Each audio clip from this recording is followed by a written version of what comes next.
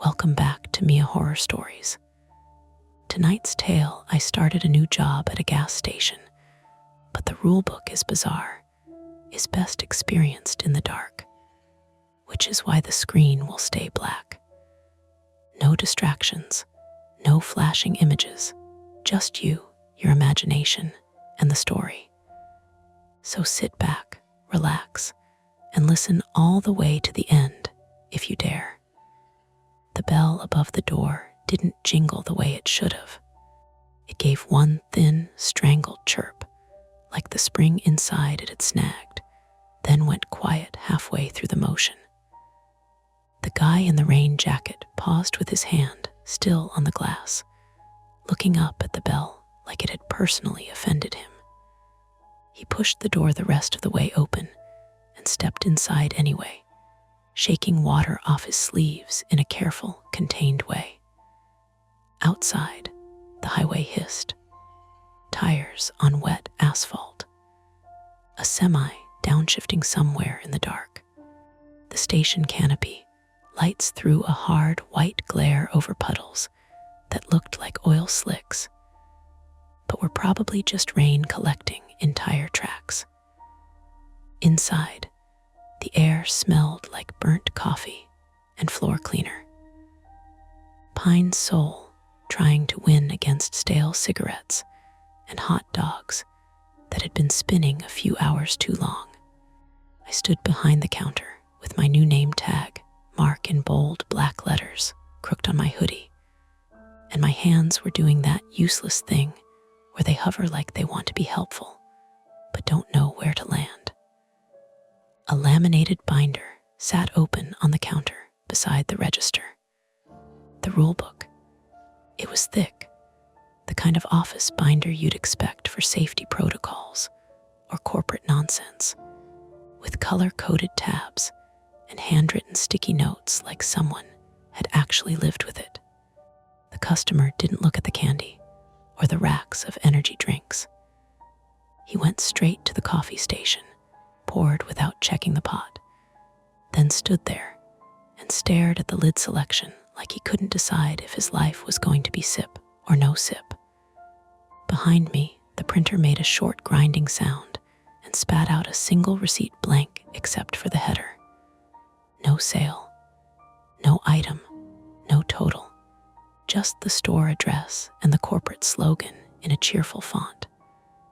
Thank you for shopping safe. I stared at it until my eyes tried to invent meaning. The man in the rain jacket set his coffee down and walked to the counter. He didn't buy anything else, just coffee. He put a crumpled 5 on the counter, damp at the edges, and didn't let go right away. His eyes flicked to the binder, then to me, then back to the binder. First night, he asked. My voice came out a little too eager. Yeah, is it obvious? He gave a half smile that didn't reach his eyes. You're standing like you're afraid the counter might bite you. I tried to laugh. It sounded like a cough in my throat. I grabbed the 5 and rang up a coffee, small, black, whatever the POS system wanted to call it. The screen lagged like it was thinking hard about whether coffee qualified as a concept. The receipt printer whined again. This time it printed like normal, with a total and tax. But underneath, in smaller text, there was a line that I'm pretty sure wasn't supposed to be there. Reminder, do not handle found property. Not even to clean, I blinked. The guy in the rain jacket noticed. He leaned forward slightly as if we were sharing a secret. It's fine, he said softly. Just don't get creative. Excuse me, I asked. He took his coffee and slid $2 in ones across the counter, tip maybe, or a gesture like he wanted to pay me off for something. Just follow what the binder says, he added. Even the parts that feel stupid. Then he turned and left. The door gave that same choked chirp on the way out. I watched through the glass as he crossed the lot without rushing, hood up, shoulders hunched against the rain. He didn't get into a car. Instead, he walked past the dumpsters, past the air pump, and disappeared into the darkness beyond the edge of the canopy, light like the lot ended in a cliff. I stood there longer than I meant to, staring at the empty space where he'd gone. A voice from the aisle behind me said, "Don't let Calvin freak you out." I jerked and turned too fast, bumping my hip into the counter. Pain snapped up my side. A woman came around the end cap of chips with a box of inventory tags in her arms. She moved like she'd done this 1,000 times and didn't have to think about corners or distances. Her hair was pulled back, face shiny, with the kind of tired that no longer bothers hiding. Darla Jenkins, 52, female. She was the shift supervisor, the one who'd hired me after a 10-minute interview where she mostly asked if I could show up on time and if I'd ever been arrested for theft. She set the box down and looked at me the way a mechanic looks at a new apprentice who's holding the wrench wrong. "Calvin's not wrong," she said, nodding at the binder. "But he likes the drama." "Who's Calvin?"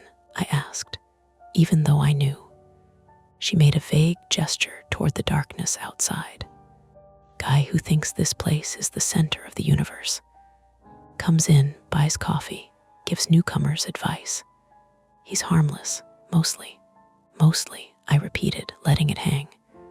Darla sighed and rubbed her forehead with her knuckle. "It's a weird station.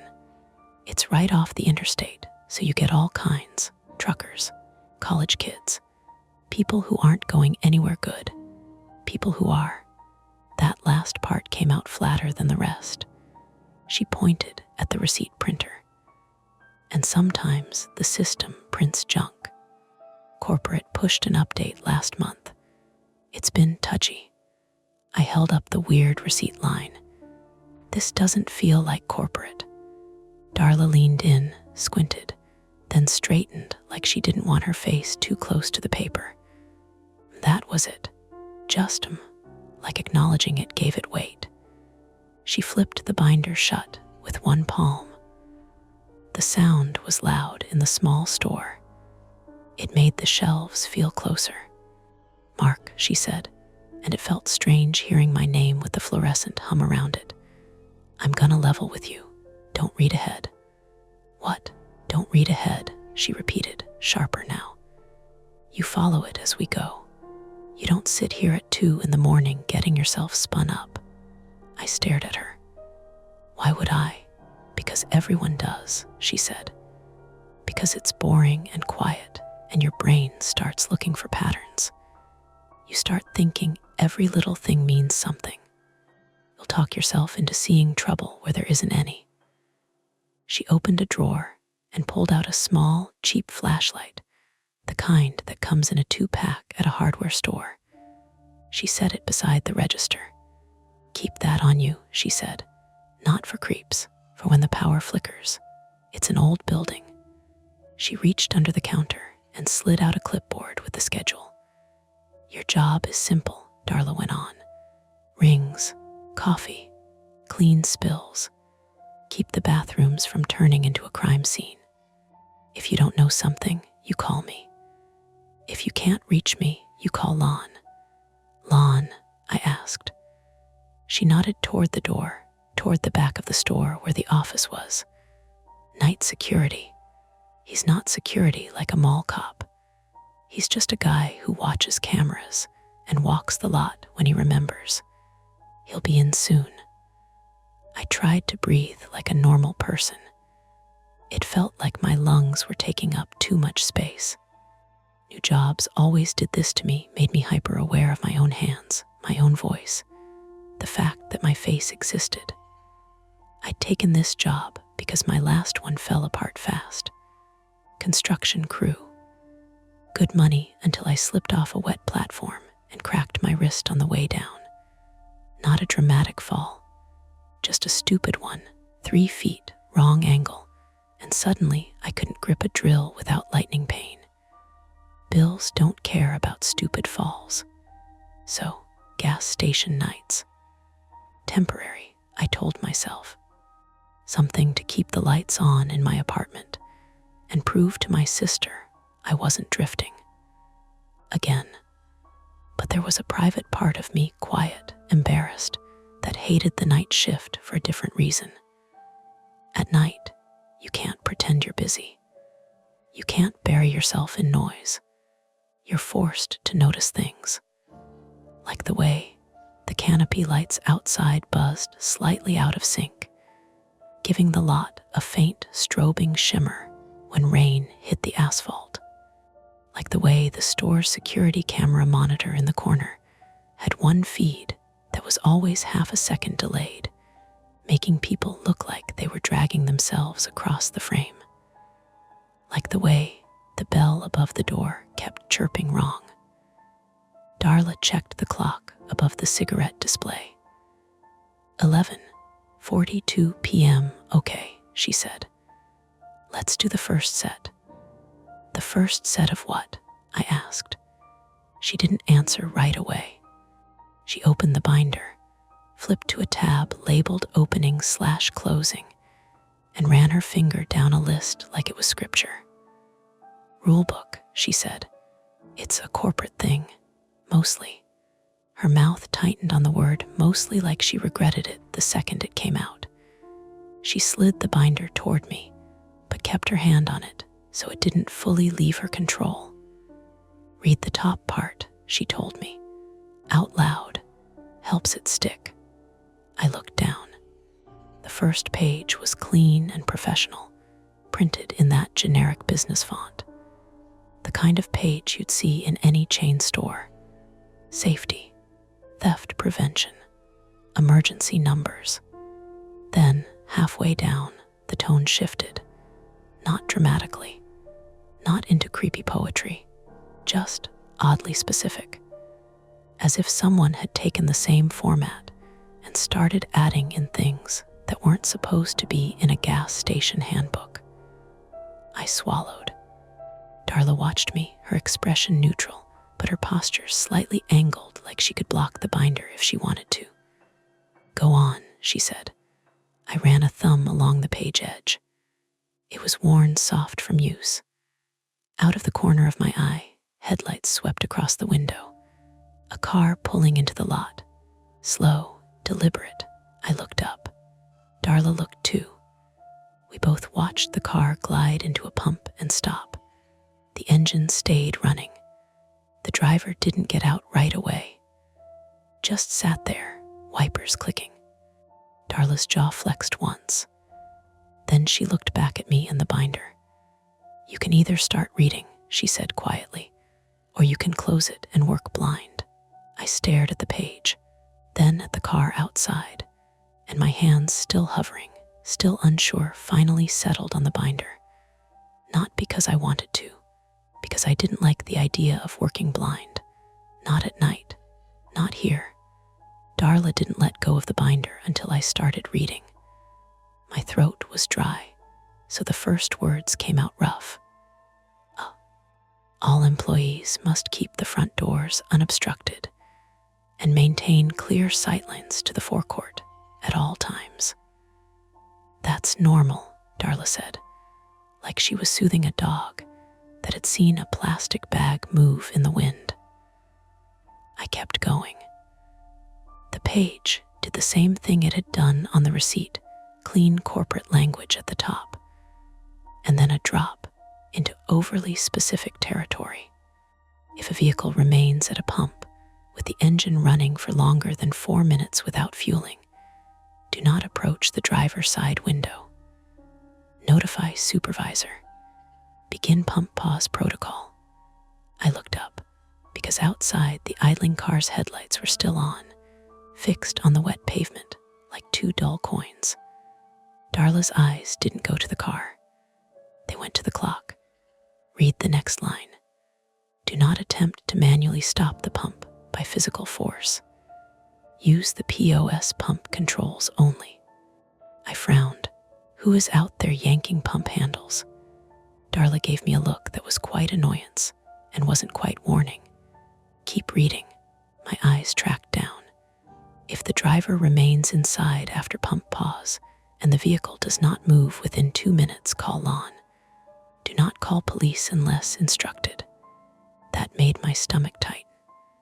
Not because of the words themselves, but because Darla's hand, resting on the counter, had gone rigid. Why wouldn't we call? I started. Mark, she cut in, quiet but firm. Rulebook, we do it in order. I swallowed the rest of my question. A stupid part of me wanted to impress her, to not be the jittery new guy who makes a big deal out of everything. The other part of me wanted to throw the binder across the store and go home. Outside, the windshield wipers on the idling car kept time. Click, click, click. The POS terminal chimed one sharp digital note, and the screen flashed a warning I didn't touch. Pump 3, auth timeout, engine running detected. My skin prickled. I hadn't even known it could detect that. Darla exhaled through her nose. Okay, we're at 4 minutes. How do you know? I asked, immediately hating how small my voice sounded. She pointed without looking. There was a cheap kitchen timer velcroed under the counter. I hadn't noticed it earlier because it was the same beige as everything else. The seconds hand was already past 3. So they'd started it the moment the car pulled in. That was the first undeniable break from normal that wasn't just a glitchy printer or a weird bell. That was preparation. Darla reached for the phone mounted beside the register and hit a speed dial button.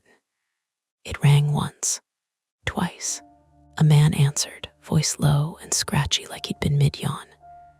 Yeah, Lon Mercer, 44, male, night security. Darla's just a guy. He sounded like he lived on coffee and 2-hour naps. It's Darla, she said. Pump 3, engine running. No movement. A pause. In the background, I heard a radio murmuring sports talk maybe, or a dispatcher channel. How long? Lon asked. 4 minutes, Darla said. Did he come in? Lon asked. No, another pause longer. Okay, don't go out there. Start pump pause. Darla hung up and immediately leaned over the POS terminal. Her fingers moved fast, like she'd done this more than once. A menu popped up with a list of pumps. She hit pump 3 and pressed something labeled pause/lock. Outside, the canopy lights flickered once, just a stutter, and I watched the pump's digital screen go dark. The car didn't move. The wipers kept clicking. What if they're just on their phone? I said, trying to keep my brain on the surface of things. Normal explanations. People do dumb stuff at pumps all the time. Darla didn't answer right away. She grabbed the flashlight and clipped it to her waistband like it was part of her uniform. Then she opened the drawer again and pulled out a small orange traffic cone, foldable, the kind you'd keep for a breakdown. We're not going outside, I reminded her, because the rule book was still open in front of me, and those words, do not approach driver's side window, were suddenly loud in my head. We're not, Darla said. We're doing what it says. She slid the binder toward me. Flip to pump pause protocol. Tab should be red. My fingers fumbled the tabs.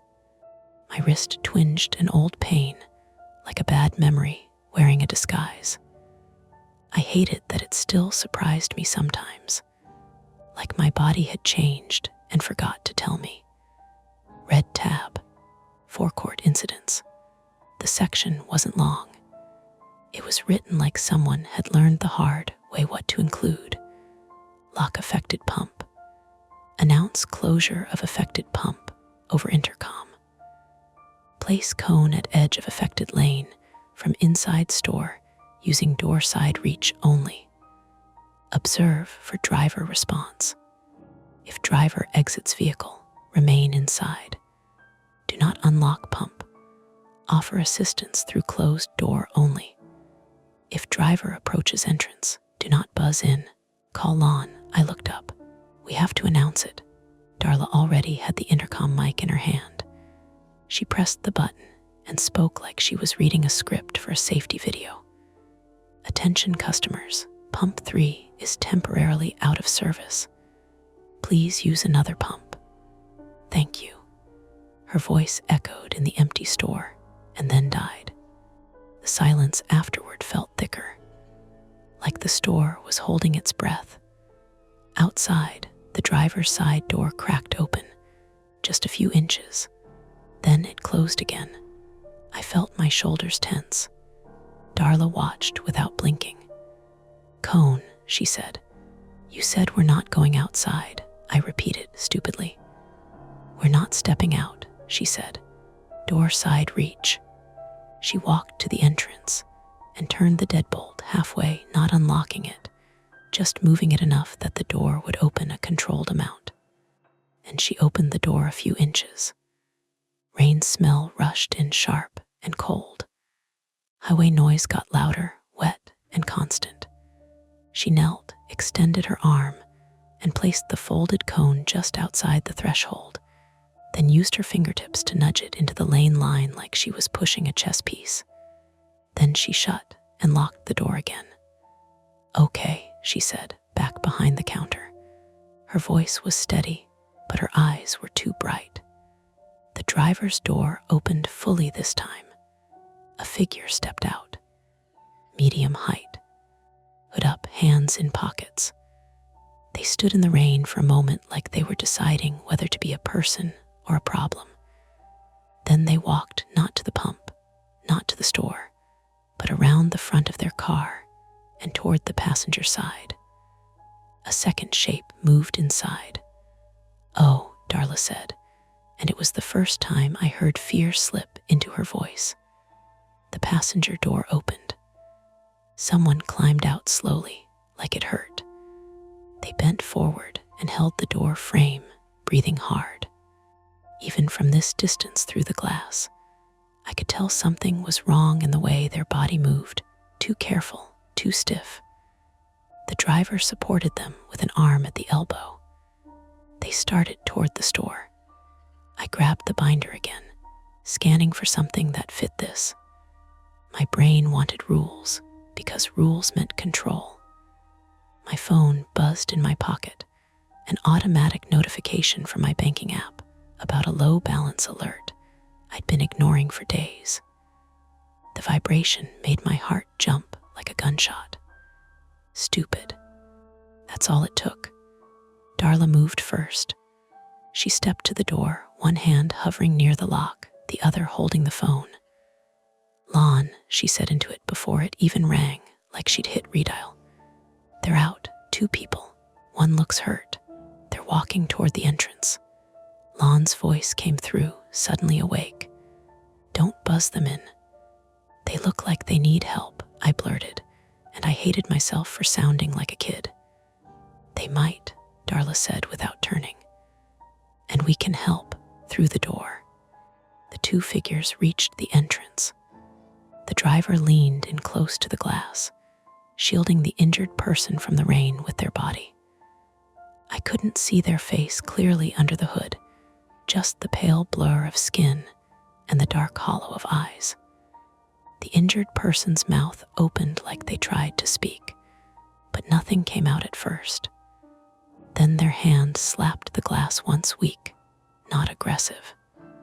Please, they managed, voice muffled through the door. Phone. Just call, they coughed, and I saw a dark smear on their knuckles when they lifted their hand again. Not a lot, but real. My stomach dropped. Darla didn't unlock the door. She crouched to get closer to their level, keeping her face angled so her own reflection didn't block her view. What happened? She called through the glass. The driver answered, fast and too rehearsed. Car trouble. Hit something. She's cut up. We need a phone. Your pump shut off. Why didn't you come inside right away? Darla asked. The driver's eyes flicked, just once toward the cameras in the corner of the ceiling, then back to Darla. My card wasn't working, they said. We're soaked. Please. The injured person slid down a little, leaving a faint streak on the glass where their shoulder touched. Their breathing sounded wet even through the door, like they were swallowing air wrong. That detail anchored me. This wasn't just someone trying to scam cigarettes. This was a body failing in a specific way. My flaw, the thing I hated about myself, kicked in right then. I freeze when I think I'm about to do the wrong thing. I stall, I overthink. I look for the perfect move so I don't get blamed later. It had cost me in jobs, in relationships, in every moment where someone needed a decision, and I gave them a debate. Darla's voice softened. Okay, we can call an ambulance. What's your name? The driver hesitated. Evan. What's her name? Darla asked. Another hesitation. The injured person's eyes lifted, unfocused, like they were looking through us. Jess, the driver said, too quick. Darla glanced back at me. Her eyes said, do you see it? I did. The way the driver held themselves slightly angled, not quite blocking Jess, but not quite letting her speak. The way they answered for her. The way they kept their hands in their pockets, even while someone beside them looked like they might collapse. Lon's voice came from the phone in Darla's hand, tinny but urgent. Darla, don't open. Call 911. Now. Darla nodded once, like she'd already decided. Then she hesitated just a flicker because Jess slid lower, knees bending. I stepped forward without thinking, palm on the lock. Darla snapped, Mark, don't. My hand froze.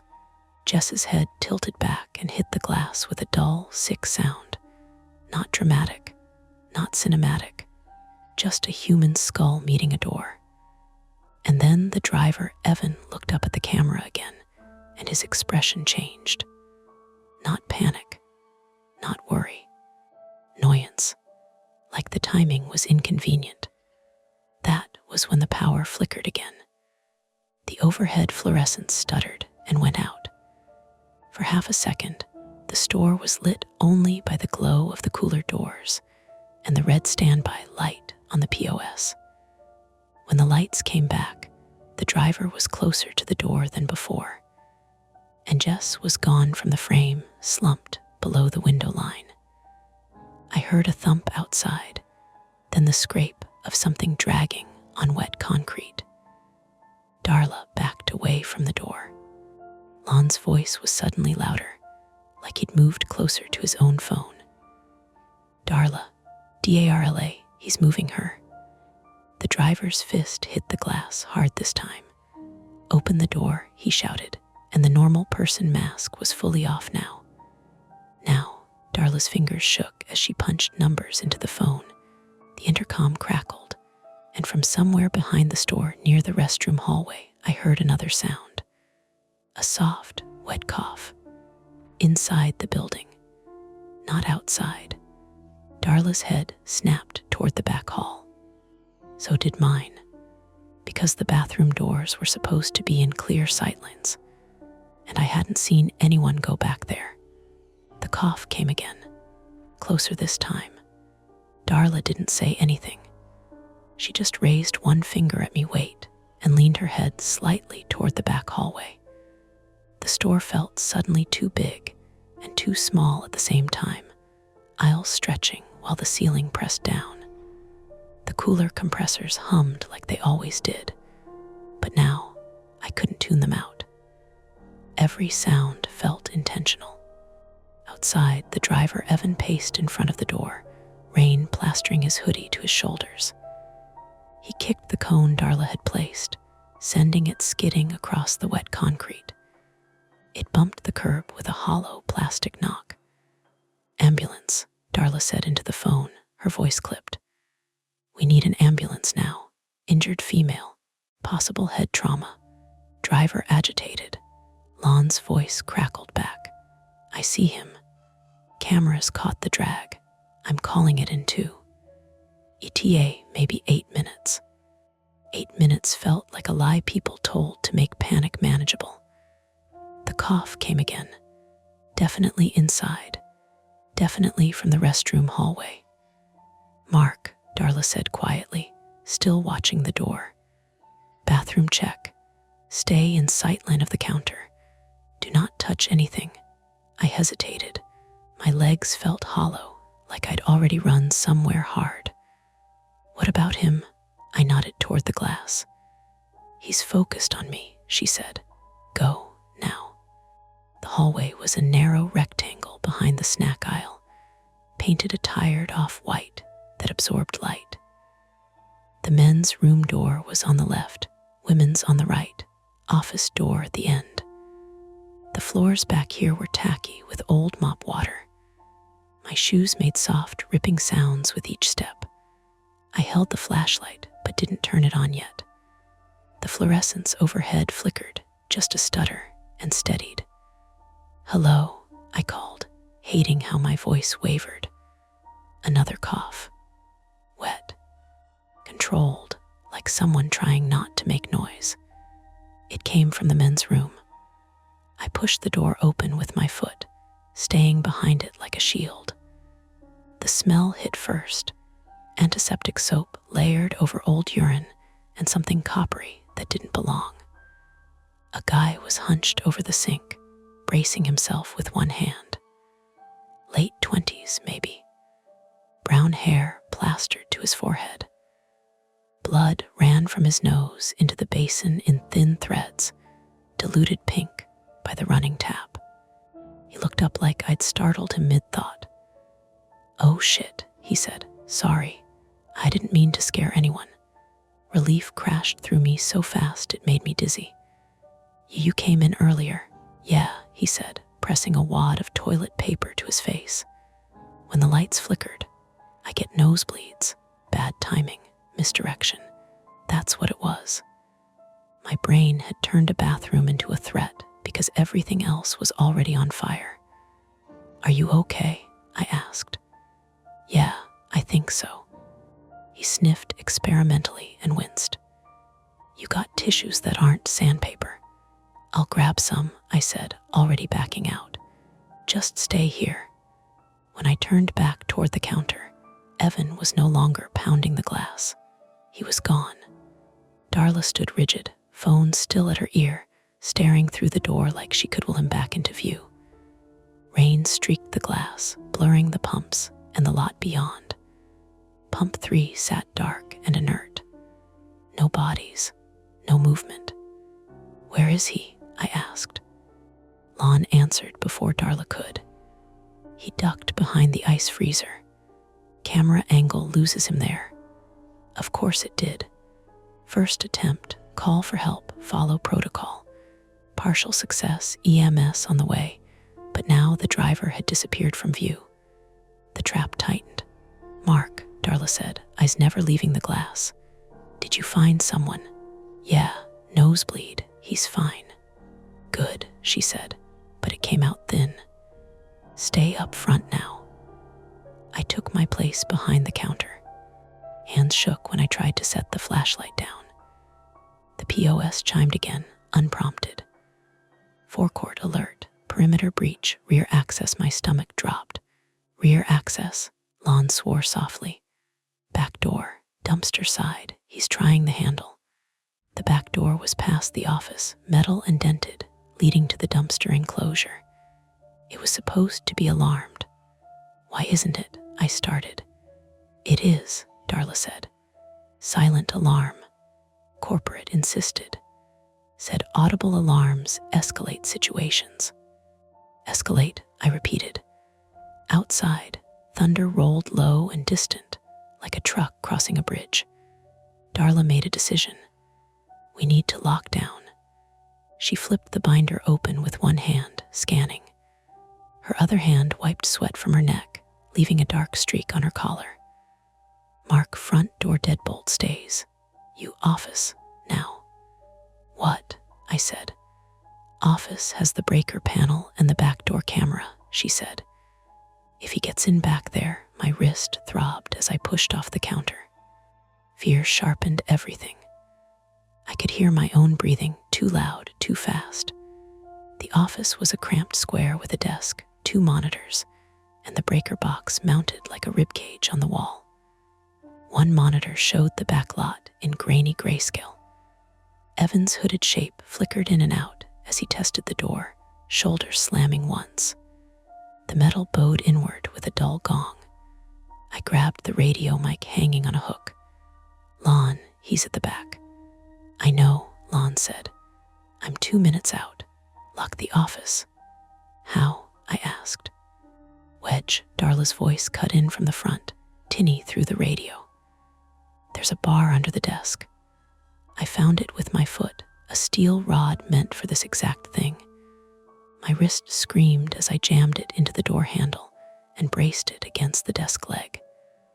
The door rattled once, twice, then held. Second attempt, secure the perimeter. Partial success, the door held, but the effort cost me. Pain flared up my arm, hot and blinding. I bit down hard enough to taste iron. The back door shook again. Evan yelled something incoherent. Anger, not fear. The office monitor flickered, then went black. "What happened?" Darla asked. "Camera S out," I said. "Note monitor S down," Lon cursed. "Power surge. He might have hit the conduit." My phone buzzed again. Another low balance alert. I wanted to throw it. From the front, glass shattered. Not the door, one of the small panes near the bottom. A spiderweb crack bloomed, then a jagged hole. Rain sprayed through. Evan's arm punched in, hands scrabbling for the lock. "Mark," Darla shouted. I ran back, pain forgotten until it roared back with each step. Darla had backed the cigarette rack in front of the door, hands shaking as she shoved. Evan's fingers slipped through the broken pane, skin tearing. Blood smeared the glass in thick lines. "Open it," he screamed. "SHES dying. You're killing her." Sirens wailed somewhere far off, or maybe it was just my head. "Help is coming," Darla yelled back. "Step away from the door," he laughed. A short, sharp bark. "You think they'll get here in time?" He yanked his arm free and disappeared again. A beat. Then the cooler alarms went off. High-pitched, shrill. Every door sensor tripped at once. "Why?" I started. Darla's face went pale. "He's inside." The office door banged once. Twice. The wedge held, but the desk shifted. Lon's voice crackled, urgent now. He forced the back. "I'm pulling in. Lock yourselves in the cooler if you have to." The cooler. A glass box at the far end of the store, stocked with milk and soda and beer. No handle on the inside. Company policy. Point of no return. Evan's footsteps pounded down the hallway fast, confident, like he'd memorized the layout already. Darla grabbed my sleeve. Her grip was iron. "We can't let him get between us and the cooler." My wrist flared white hot. I gasped. She saw it, just for a second. Then she made the choice. "Run," she said, and the hallway lights went out. The lights didn't go out like a movie. They didn't die in one dramatic sweep. They stuttered. 3 quick flicks on, off, on like the building couldn't decide what it was. The fluorescents over the chip aisle stayed on, but the ones near the coffee station went dark. The coolers kept their glow, bright and clinical. The corner with the security monitor fell into shadow. Darla yanked me behind the counter hard enough that my hip clipped the metal edge again. Pain flared, sharp and stupid. My wrist throbbed like a second heartbeat. "Stay low," she hissed. I crouched. From down here, I could see under the candy racks and the bottom shelf of the cigarette wall dust bunnies, a fallen lighter, an old receipt stuck to gum. Normal trash, in a moment that was no longer normal. Footsteps hit the tile in the hallway. Fast, wet. The rhythm of someone who wasn't trying to be quiet anymore. Evan's hooded silhouette cut across the opening at the end of the snack aisle. He moved like he'd decided, finally, that he didn't need to pretend. Darla held the phone to her ear with one hand. The other hovered near the register keyboard, as if typing could save us. "Lon," she whispered. "He's inside." "I'm here," Lon's voice snapped back. "Parking now, back lot. Stay put. No sudden savior. Just distance measured in seconds and doors and bad luck." Evan's voice carried, loud and hard. "Where is she?" He wasn't asking us. He was asking the building. I realized, with a sick lurch, that Jess wasn't outside anymore. When Evan had vanished from the glass, when the pump and the rain and the dragging noises had blurred together, he hadn't just moved out of frame. He'd moved her. Darla's eyes met mine over the counter. Her face had gone tight, the muscles around her mouth locked. She'd been doing the same math. The rulebook binder lay open where we'd left it, pages fluttering slightly each time the HVAC kicked on. Could see the red tab forecourt incidents like a wound. Mark, think. My gaze dropped to the receipt printer. The earlier warning line flashed in my memory like a bruise. Do not handle found property. Not even to clean. Found property. My eyes went to the mat by the entrance. Something dark lay there that hadn't been there before. Small, wet, a phone. It must have slid in when the glass broke, or been pushed in. A rectangle of black glass catching the cooler light. Evan's voice turned toward the front. "You gonna make me break the rest of it?" Darla didn't move.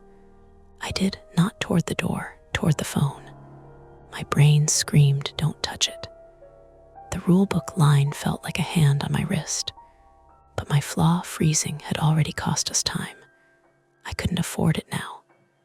I hooked my foot under the edge of the mat and dragged it toward me inch by inch, like I was fishing. The phone scraped along with it, leaving a faint, wet streak. No touching. Just moving the world around it. Darla watched me, eyes narrowed, then nodded once like she understood exactly what I was doing and why. I flipped the mat over the phone like a lid.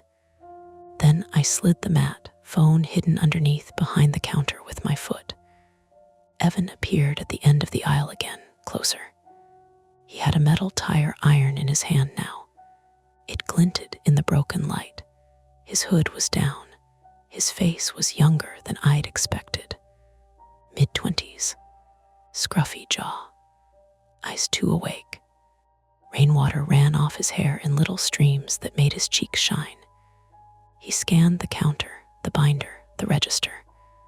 Then he smiled like he'd found the punchline.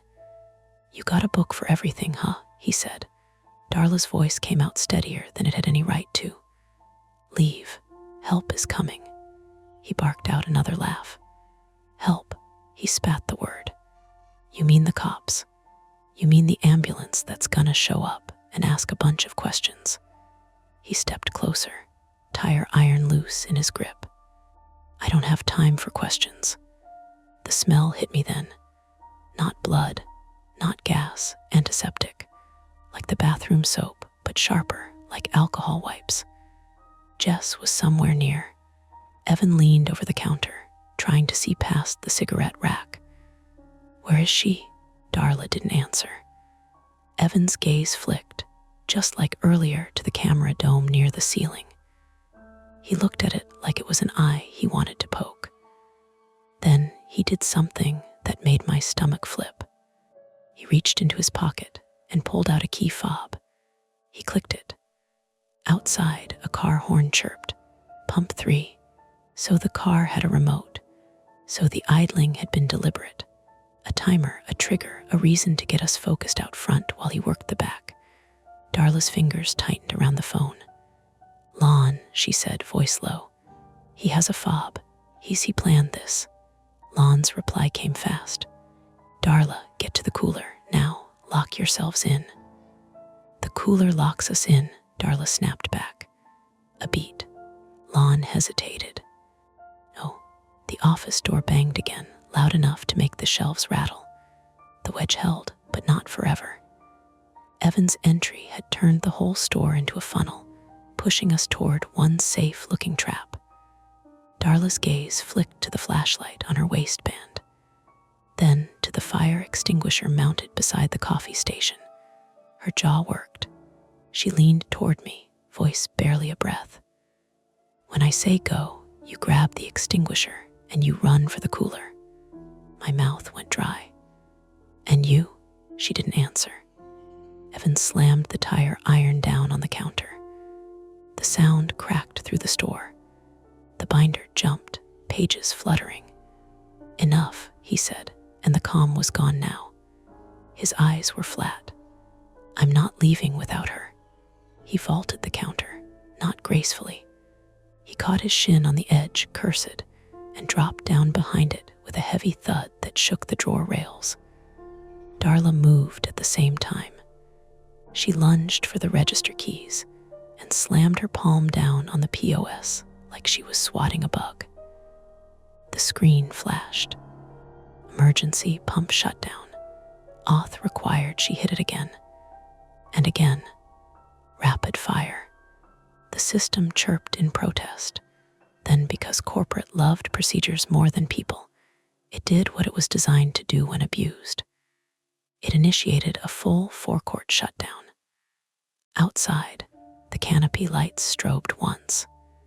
Inside, the emergency lighting kicked in dim, red-tinged strips along the floor like a cheap airplane. The regular lights died completely. The store became a different place.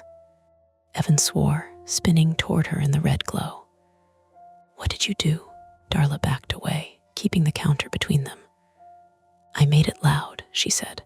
The silent alarm might not beep, but the system's shutdown pinged corporate servers. It would flag, it would log, it would leave a trail. Evan didn't care about corporate servers. He cared about now. He grabbed for her. She ducked, but his hand caught her sleeve and yanked. Fabric tore. She stumbled, slammed into the lottery display. Plastic tickets fluttered down like confetti. "Gio," Darla shouted. I went. I grabbed the fire extinguisher off its bracket with my good hand. The metal was cold and heavier than I expected. My injured wrist screamed. I almost dropped it. Evan turned toward me, eyes sharpening. He took one step, and my foot hit the mat. The flipped mat. The hidden phone underneath. I felt it through the rubber sole, solid, slick, then my ankle rolled. I went down hard. The extinguisher clanged against the tile. My wrist exploded with pain. White spots burst across my vision. Evan's grin flashed in the red light like a knife. "Nice," he said. He moved toward me, tire iron lifting. Darla screamed my name. I scrabbled one-handed for the extinguisher's hose. My fingers fumbled the pin. The safety ring snagged my nail. Evan loomed over me. I could smell rain and sweat and that sharp antiseptic scent. I yanked the pin free with my teeth. He swung, not at my head, at my shoulder. Realistic violence. A blow meant to disable, not kill. The tire iron hit my upper arm. Bone didn't snap, but something inside my shoulder shifted in a way that made me howl. The sound ripped out of me before I could control it. Tears burst hot. I squeezed the extinguisher handle. A roar of white powder blasted up into Evan's face. He recoiled, coughing, swearing, hands flying to his eyes. He stumbled backward, blind, hacking, as the chemical cloud filled the air. It wasn't a magic move. It didn't knock him out. It bought seconds. Darla grabbed my hoodie and dragged me by the collar toward the cooler. My shoulder screamed. My feet slid on tile dusted with extinguisher powder like snow. The cooler doors were 10 yards away, past the milk, past the soda, past the bright glass that suddenly looked like the only honest light in the building. Behind us, Evan coughed and raged. "You," a thud came from the office hallway, the wedge finally giving. Another voice yelled Lon's voice, muffled but close. "Police, drop it." Lon sounded terrified, which made everything worse. Evan, half blind, staggered toward the sound like an animal choosing the nearest exit. His tire iron swung wildly, hitting a chip rack. Bags burst, spilling into the powder like colorful debris. Darla shoved me against the cooler door. "Open it." My good hand found the handle. I yanked. The door opened with a suction sigh. Cold air hit my face, smelling like milk cartons and plastic. I stumbled inside. Darla followed, but she didn't pull the door shut yet. She looked back into the store, eyes scanning through the haze, for Jess. And that's when I saw her. Not outside, not at pump 3. On the floor near the coffee station, half hidden behind the counter corner, curling on her side, shirt dark with blood at the ribs. Her eyes were open, unfocused, and her hand was stretched toward the front door like she'd been trying to crawl. She made a sound, not a cough, a wet little gasp. Darla's face crumpled for half a second, pure human reflex, then hardened. She stepped out of the cooler. "Darla," I croaked, my voice shredded. She ignored me. She grabbed the flashlight from her waistband and aimed it low, sweeping the beam across the powder cloud until it landed on Jess's face. Jess blinked slowly. Darla dropped to her knees beside her, keeping her body between Jess and the store. "I'm here," Darla said, voice shaking now. "I'm here. Don't move, okay?" "Don't." Jess's lips moved. No sound at first. Then, barely, he said book. Her eyes rolled. She went limp. Darla slapped Jess's cheek, not hard, just enough to keep her present. "Stay with me." Footsteps thundered closer. Lon's boots, heavy and uneven, like he was running on adrenaline and bad knees. Evan's shadow darted past the aisle gap, trying to slip around the back again, blinded and furious. Lon crashed into him. They went down hard behind the chip aisle, bodies colliding with shelving. The sound was ugly bone on tile, metal on metal, a grunt cut off. Darla didn't look. She kept pressure on Jess's side with both hands, red light reflecting off her knuckles. I stood inside the cooler doorway, frozen again, because I didn't know which emergency to choose. And then, finally, sirens. Close. Real. Blue light flashed through the rain-streaked windows, pulsing against the powder-filled air. "Police," someone shouted outside. "Show your hands." Evan screamed something incoherent. A desperate sound, not supernatural, just human collapse. A taser crackled sharp, electrical, and Evan's body jerked once in the aisle gap before going still. The store fell into a strange lull. Powder settled slowly. The cooler hummed. Somewhere, a spilled soda can fizzed quietly like an animal breathing. Darla's shoulders sagged. She was still pressing Jess's wound, hands trembling with effort. I looked down at my arm. A bruise was already blooming. My wrist felt wrong, too loose, too hot. Lon's voice came from the floor somewhere beyond the aisle, ragged. "Darla, you okay?" Darla didn't answer right away. She stared at the rulebook binder lying open on the counter, pages dusted white, as if it had been snowed on. Then she looked at me, eyes glossy. "We followed it," she whispered, like she couldn't believe it. "Mostly." And I realized the cost wasn't just bruises and blood. It was the way my body had learned, in one night, how thin a glass door really was. How quickly a normal shift becomes a barricade. How rules can keep you alive and still leave you with something broken. The first thing I noticed once the adrenaline started draining was how much the fire extinguisher powder stank. Not in a dramatic way, just this gritty, chemical chalk smell that coated the inside of my mouth and made every swallow feel like I was licking drywall. It floated in the air under the canopy of dim emergency lights, settling in slow motion on the candy wrappers, the counter, the open rulebook pages, the puddles that had blown in through the broken glass. A paramedic stepped through the doorway and immediately slipped a little on the powder. He caught himself on the doorframe and muttered, "Jesus," under his breath like he was annoyed at the universe. He was young, maybe early 30s, with tired eyes and a jacket that still shone wet from the rain. Another paramedic followed, older, moving briskly with a hard case in her hand. Behind them, 2 cops in rain-dark uniforms swept flashlights across the aisles, boots crunching on spilled chips. "Anyone inside with injuries?" the older paramedic called. Darla didn't raise her hand. She didn't say me. She kept her palms pressed to Jess's side like if she let go, the whole situation would peel apart. "Here," I croaked from the cooler doorway. My voice sounded wrong, thin, and scraped. I hadn't even realized I'd been breathing shallow. The younger paramedic looked at me, then at my arm, then at the swelling that had already started under my hoodie. He pointed. "You sit now." I tried to argue, and my shoulder answered for me with a pain so sharp I saw white. I sat on the tile beside the cooler door, back against the glass like it might anchor me.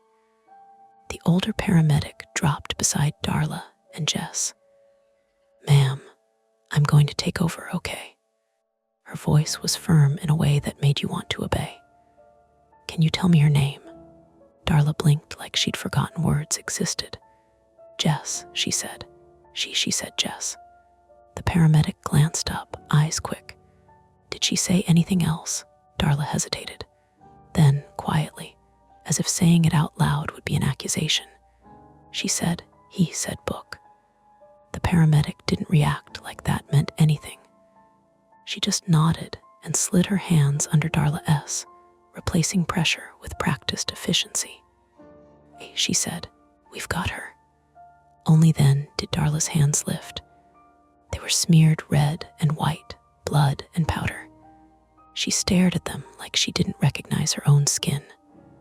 One of the cops approached her, a woman with her hair in a tight bun and a body camera blinking red. She crouched to Darla's level without touching her. Officer Kendra Miles, 38, female. Her voice was calm in a way that wasn't comforting so much as structured, like she'd learned the hard way what panic does to a room. "Ma'am," she said, "are you hurt?" Darla shook her head once, automatically. Then she looked at Jess and her face twitched.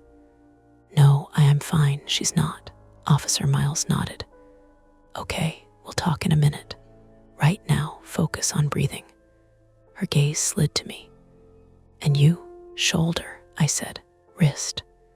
The younger paramedic was already kneeling beside me with a flashlight. He didn't ask permission, he just pulled my sleeve back gently and probed the tender spot above my elbow.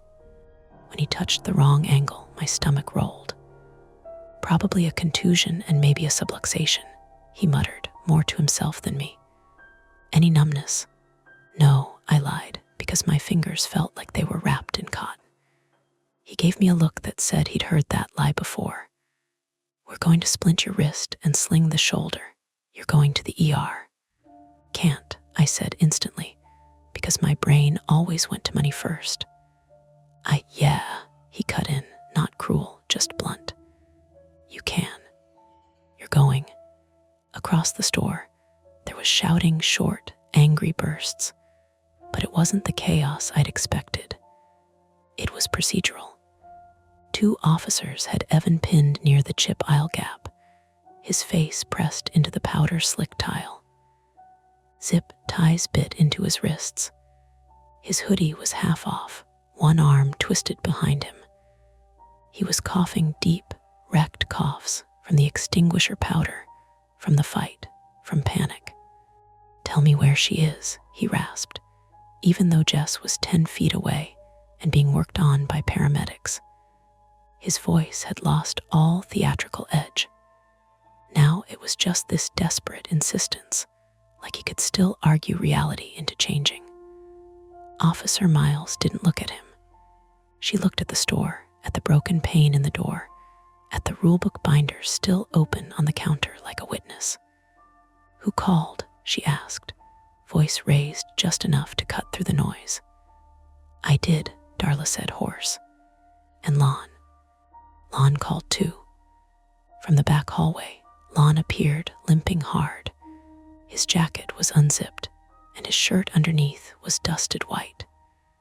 There was a cut on his forehead that bled into the powder in a thin pink line.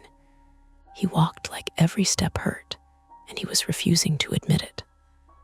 Lon Mercer, 44, male. In the bright beam of a cop's flashlight, he didn't look like just a guy. He looked like someone who'd been in a lot of bad moments and had learned how to stand in them. He stopped beside Darla, eyes flicking to Jess, then to me, then to the officers. "You okay?" he asked Darla. Darla's mouth trembled. She nodded, but it didn't look like a yes. Lon looked at Officer Miles. "I'm the night watch." Cameras showed him dragging her. He forced the back door. Silent alarm pinged, but he stopped himself, jaw tightening. "It's silent." Officer Miles's eyebrows rose a fraction. "Silent. Corporate policy," Darla said, and the way she said corporate made it sound like a curse. The officers exchanged a quick glance that wasn't judgment, exactly. More like, "We're going to have questions." The older paramedic lifted her head. "We've got a pulse, weak. We need to move." They rolled Jess onto a backboard. Her face was gray under the emergency lights, lips slightly blue. The blood on her shirt was darker now, almost black in the red glow. One of the paramedics pressed an oxygen mask to her face, and the plastic fogged with each shallow breath. As they carried her past Evan, his head lifted. His eyes met hers for a split second, hers unfocused, his sharp with something that wasn't guilt. "Jess," he croaked. "Jess, tell them about the." Officer Miles pressed his head back down with a hand between his shoulder blades. "You don't talk to her," she said, even, like she was telling someone to stop touching a hot stove. Jess didn't respond. The gurney wheels squeaked over the tile, leaving faint tracks through the powder like someone had drawn lines in chalk. When the paramedics pushed her out into the rain, the night air surged in again, cold, wet, loud. Sirens pulsed and faded as the ambulance doors opened. The red and white lights outside painted the store interior in alternating flashes, turning everything staccato. I realized I was shaking. Not the cinematic trembling people do when they're scared, more like my muscles were trying to burn off leftover electricity. The younger paramedic finished wrapping my wrist with a rigid splint and lifted my arm into a sling. The movement made my shoulder grind in a way that turned my vision fuzzy. He steadied me. "You got anyone you can call?" he asked. "My sister," I said automatically. Then my throat tightened. I pictured her face lighting up when she saw my name on her screen at midnight. The guilt landed heavy. "Call her from the ambulance," he said. "Now, before you talk yourself out of it." Officer Miles approached me next, careful of my sling. "Mark Wright?" she asked, reading my crooked name tag like it was the only reliable thing in the building. "Yeah, I'm going to ask you some questions," she said. "Not tonight, if you're going to the ER, but soon." I nodded. My brain felt slow, like it had been sanded down. She looked at the binder on the counter again. That rule book, that yours?" "No," I said. "It was here." "Who wrote it?" she asked. Darla answered from behind her, voice flat. "Corporate, they say." Officer Miles didn't look convinced. She walked to the counter and very deliberately did not touch the binder. She pulled on a pair of gloves first, then lifted it by the edges like it might smear. The pages were dusted white and speckled with blood droplets. The red tab stuck out like a flag. She flipped it closed and set it in an evidence bag like it was a weapon. That simple act made my stomach drop harder than anything Evan had done, because it meant the binder wasn't just weird, it was relevant. The store manager arrived about 20 minutes later. He came in wearing dress shoes that immediately got ruined by the powder and rain. He looked at the broken door and the police tape, and he made a sound like he'd swallowed a lemon. He wasn't asking if we were okay. He was asking how bad it was. Darla stared at him like she'd never seen him before. When the ambulance crew wheeled me out, I passed the front door one last time. The bell above it hung crooked now, spring stretched, giving no sound at all. The lot was a blur of wet light. Police cruisers, the ambulance with its doors yawning open, a few bystanders in cars at the far pumps, phones raised, filming from behind glass. Lon stood under the canopy, talking to another officer. He looked older than he had an hour ago. Darla was inside, sitting on a milk crate behind the counter, hands wrapped in a towel someone had given her. Her eyes were fixed on the empty spot where the binder had been. As they lifted me into the ambulance, I saw something on the tile near the entrance, half hidden by the flipped floor mat. The phone, still there. No one had picked it up. Not the cops, not the paramedics, not Darla. Because of one line on a receipt. Because of one line in a binder. Because the rules had become a kind of gravity. The door shut. The siren didn't wail right away. The EMT waited for a gap in traffic. Like this was still just a night with rules and timing. I lay back, staring at the ceiling panels, listening to the rain drum on the roof. My wrist pulsed. My shoulder burned. My mouth tasted like chalk. In the corner of my vision, the EMT's tablet pinged as he entered notes: injury, mechanism, vitals. Technology doing what it was supposed to do. And still, I couldn't stop thinking about Evan's last attempt to talk. Tell them about not the injury, not the crash, the book. And that's the end of today's chilling tale. If you enjoyed this story and want more nights full of suspense, don't forget to hit that like button, subscribe to Mia Horror Stories, and turn on the bell so you never miss a scare. I've got plenty more stories waiting for you, so stick around and check out the other videos on the channel. Thanks for watching, and until next time, stay safe and don't look behind you. Welcome back to Mia Horror Stories.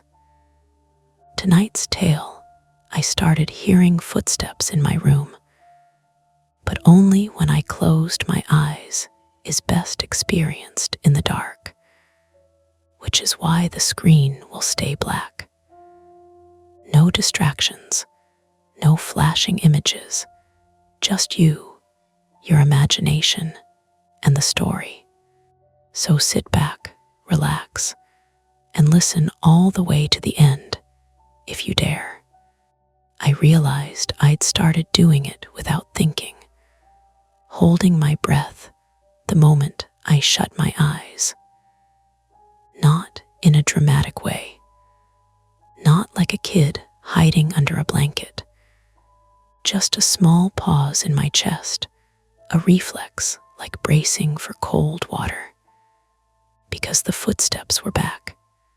I lay flat on my back with the sheet pulled to my waist, the room dim except for the blue digital numbers on the microwave clock in the kitchen. 2:11. The radiator pinged once, old metal expanding, contracting. Somewhere downstairs, a neighbor's TV murmured through the floor, a laugh track dampened like it had been wrapped in a towel. Normal building noises, normal city noises. Then I closed my eyes. 3 steps, not loud, not a stomp. More like the sound of a socked foot finding the squeaky patch on hardwood, then avoiding it. A soft scuff, pause scuff.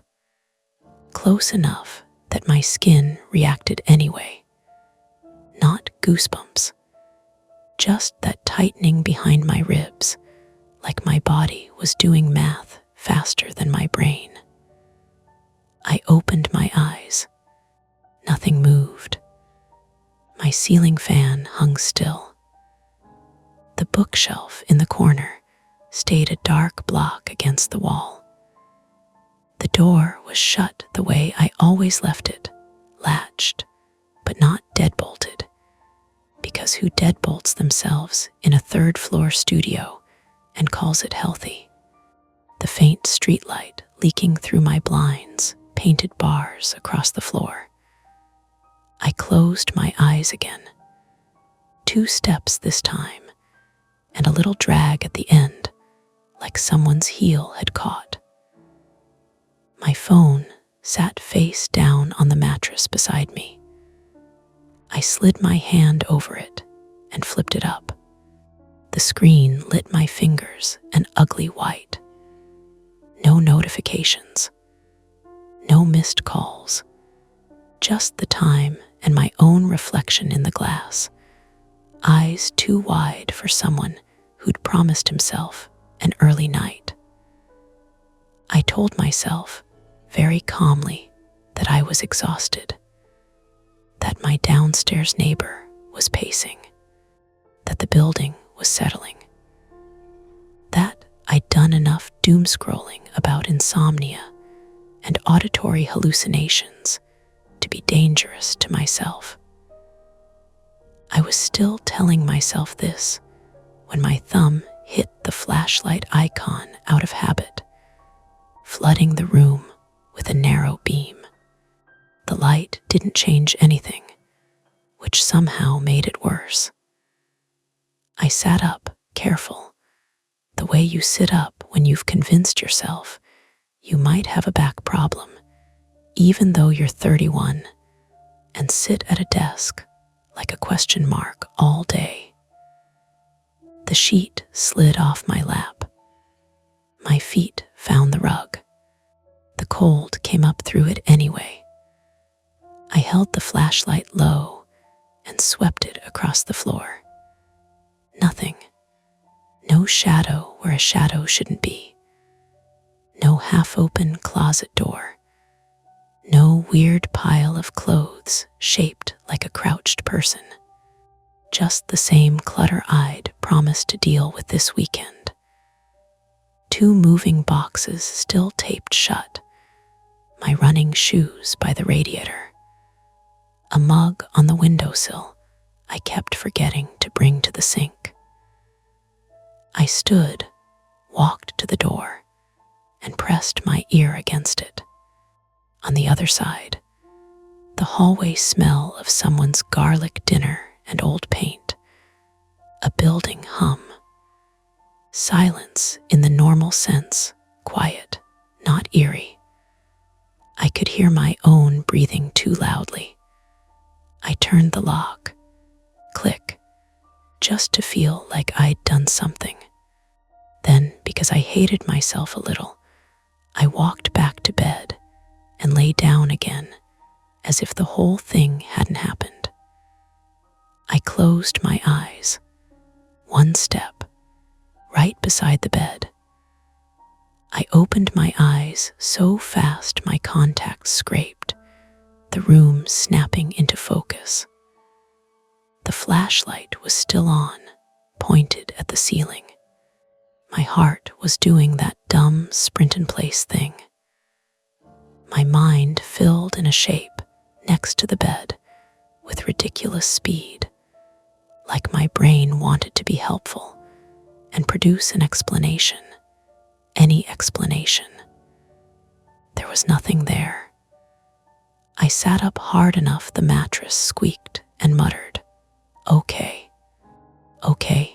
My own voice sounded too casual in the room, like I was trying to soothe a nervous dog. I didn't sleep after that. Not really. I did that thing where you drift for 90 seconds and jerk awake because you can't tell if the sound you heard was real or part of the drift. At one point, I must have dozed because I had a dream about my old apartment in Boston, the one with the leaky window, except the hallway was wrong, longer than it should have been, and I kept walking and never reached my door. When the light finally shifted from black to gray through the blinds, I gave up and got out of bed. The first cup of coffee tasted like burnt cardboard. I drank it anyway. I stood by the sink, staring at the dingy grout like it might give me a verdict. My name is Ethan Rowe, and I live in a studio apartment in Portland, Oregon, in a building that used to be offices before someone slapped in showers and called it urban living. I moved here 6 months ago for a job that sounded better when it was an offer letter and not a calendar full of meetings about other meetings. My private fear, the one I don't say out loud because it makes you sound melodramatic, is that my brain is going to betray me slowly and politely. Not in a cinematic way. Just little malfunctions, forgotten words, misheard sounds, an email I swear I sent that never existed. My grandmother had dementia, and the first signs were tiny, almost funny. She put the TV remote in the fridge.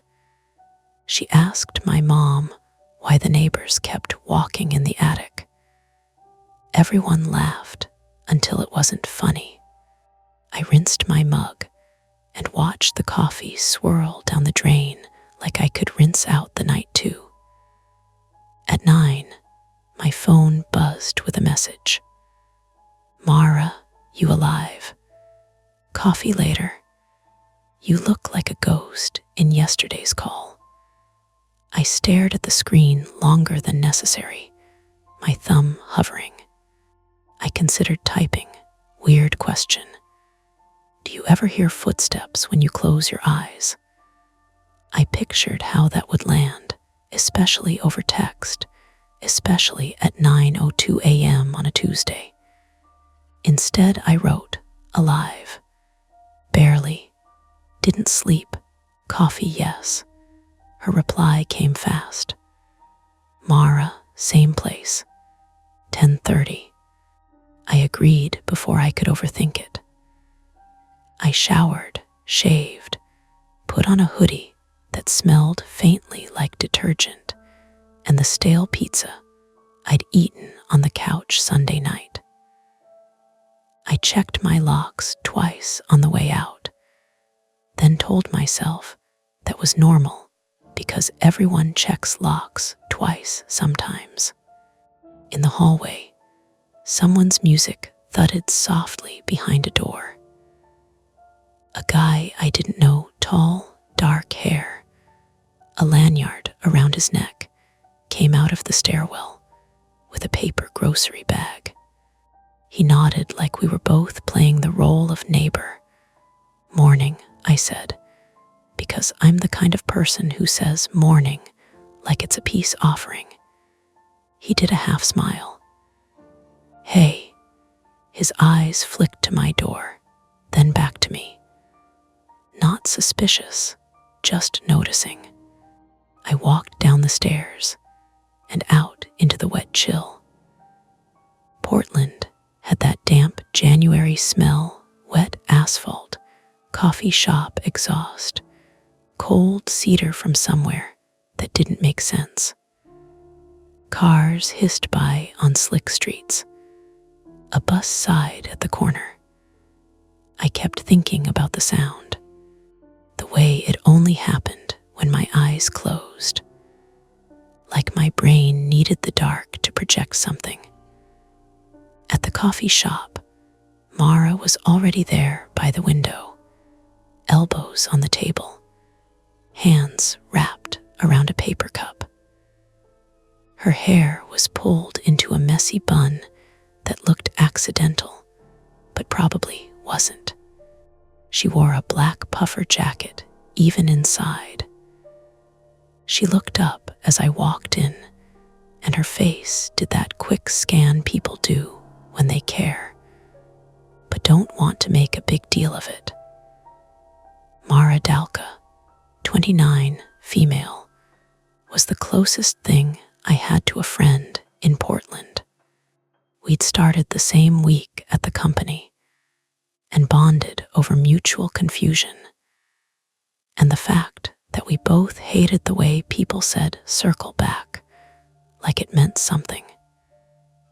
You look terrible, she said, which is what she said when she was worried. Thanks, I said, sliding into the chair opposite her. You look like you slept. I did not, she said, but I have a face that lies. I wrapped my hands around my cup for warmth. The coffee shop smelled like steamed milk and cinnamon, and underneath it, wet wool from everyone's jackets. An espresso machine hissed like a restrained animal. Mara watched me for a beat. Okay, she said, leaning in slightly. What's going on? Real answer. I could have lied. I could have blamed work. I could have said I'd had a bad dream. All of those were true enough to pass. But the thing about being tired and freaked out is it makes honesty feel like relief. I'm hearing something in my apartment, I said quietly. Her eyebrows lifted, but she didn't laugh. Like pipes. I thought that, I said. It's footsteps. Mara didn't change her expression, just nodded slowly like she was collecting data. Footsteps where? In my room, I said. Then I added, because it was the part that made my throat tighten, but only when I close my eyes. She stared at me for a second, then glanced down at her coffee as if it might contain an answer. Okay, she said. That's specific. I know how it sounds. It sounds like you didn't sleep, she said, careful. And your brain is doing weird stuff. But also, she shrugged. Buildings are weird. People are weird. Could be something explainable. I let out a breath I didn't realize I'd been holding. Yeah. Explainable. Mara took a sip, then said, Do you have, like, a carbon monoxide detector? I blinked. Yeah, I think so. You think so, she repeated, unimpressed. Ethan. I moved in, and there was one on the wall, I said. I didn't exactly test it. Okay, she said, as if she'd just found the first rung on a ladder. Step 1, check that. Step 2, ask the building manager if anyone's been complaining about noises. Step 3, if you're still hearing it, we don't pretend it's nothing. I said, because because something in me loosened at that word. She held my gaze. Yes, a barista called out an order. Someone laughed too loudly at a joke that didn't sound funny. Normal life pressed in around us, bright and casual. I sipped my coffee. It was hotter than I expected and burned my tongue. The pain was stupidly comforting. Mara reached into her bag and pulled out her phone. "Text me your address," she said.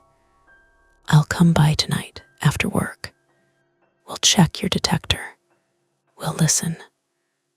Worst case, we annoy your neighbors, and you owe me a pastry." I hesitated. The rational part of me wanted to refuse, to keep this contained, to not make it real by letting another person into it. The other part, the part that had heard a step beside my bed, wanted witnesses. I looked at Mara, then at the window where the rain had started again, thin and persistent. "Tonight," I said. And just like that, we were making plans. Not to solve it yet, not to name it, just to take one step toward whatever came next. Mara came over that night with a tote bag and the kind of energy people bring when they're trying not to show they're nervous. It was just after 7.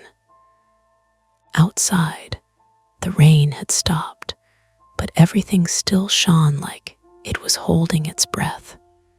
I buzzed her in from the intercom, then stood in the middle of my apartment, feeling stupidly exposed, like the room itself was about to give me away. She knocked instead of just walking in, which I appreciated. "Home inspection time," she said, stepping inside and shaking water off her jacket. She looked around, eyes moving fast, but not alarmed. "Smells normal." "High praise," I said.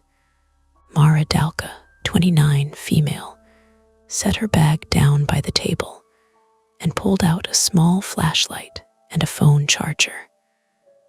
"I'm not assuming anything," she said, "but if we lose power, I don't want your phone dying." That landed heavier than she probably meant it to. Losing power hadn't even occurred to me. I nodded and plugged my phone in. The apartment looked the same as it had that morning. Same bars of streetlight across the floor. Same radiator ticking faintly. Same boxes I'd been meaning to unpack. If there was something wrong, it was doing a good job of blending in. "Show me where you sleep," Mara said. I led her to the bed. She crouched and ran her hand along the floor, feeling for loose boards. Pressed down near the radiator. Nothing squeaked. "Okay," she said. "Carbon monoxide detector."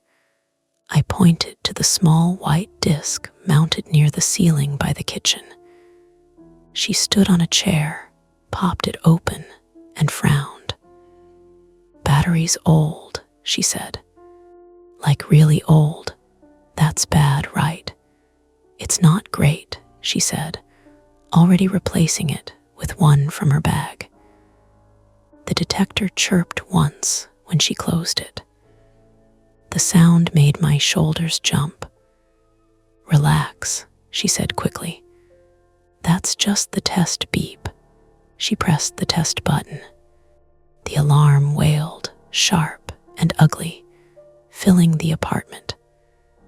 My heart slammed into my throat. The noise cut off after a few seconds, leaving my ears ringing. "Okay," she said. "It works. That's good." She climbed down and checked her phone. I want to leave it on for a bit. See if it does anything on its own. I nodded, trying to ignore the way my pulse hadn't slowed yet. We sat on opposite sides of the bed, shoes off, backs against the wall. Mara took out her phone and set it face up between us, screen recording on, microphone enabled. Just in case, she said. If you hear something, we'll have a record. That makes me feel worse, I said. Me too, she admitted. We talked for a while about safe things.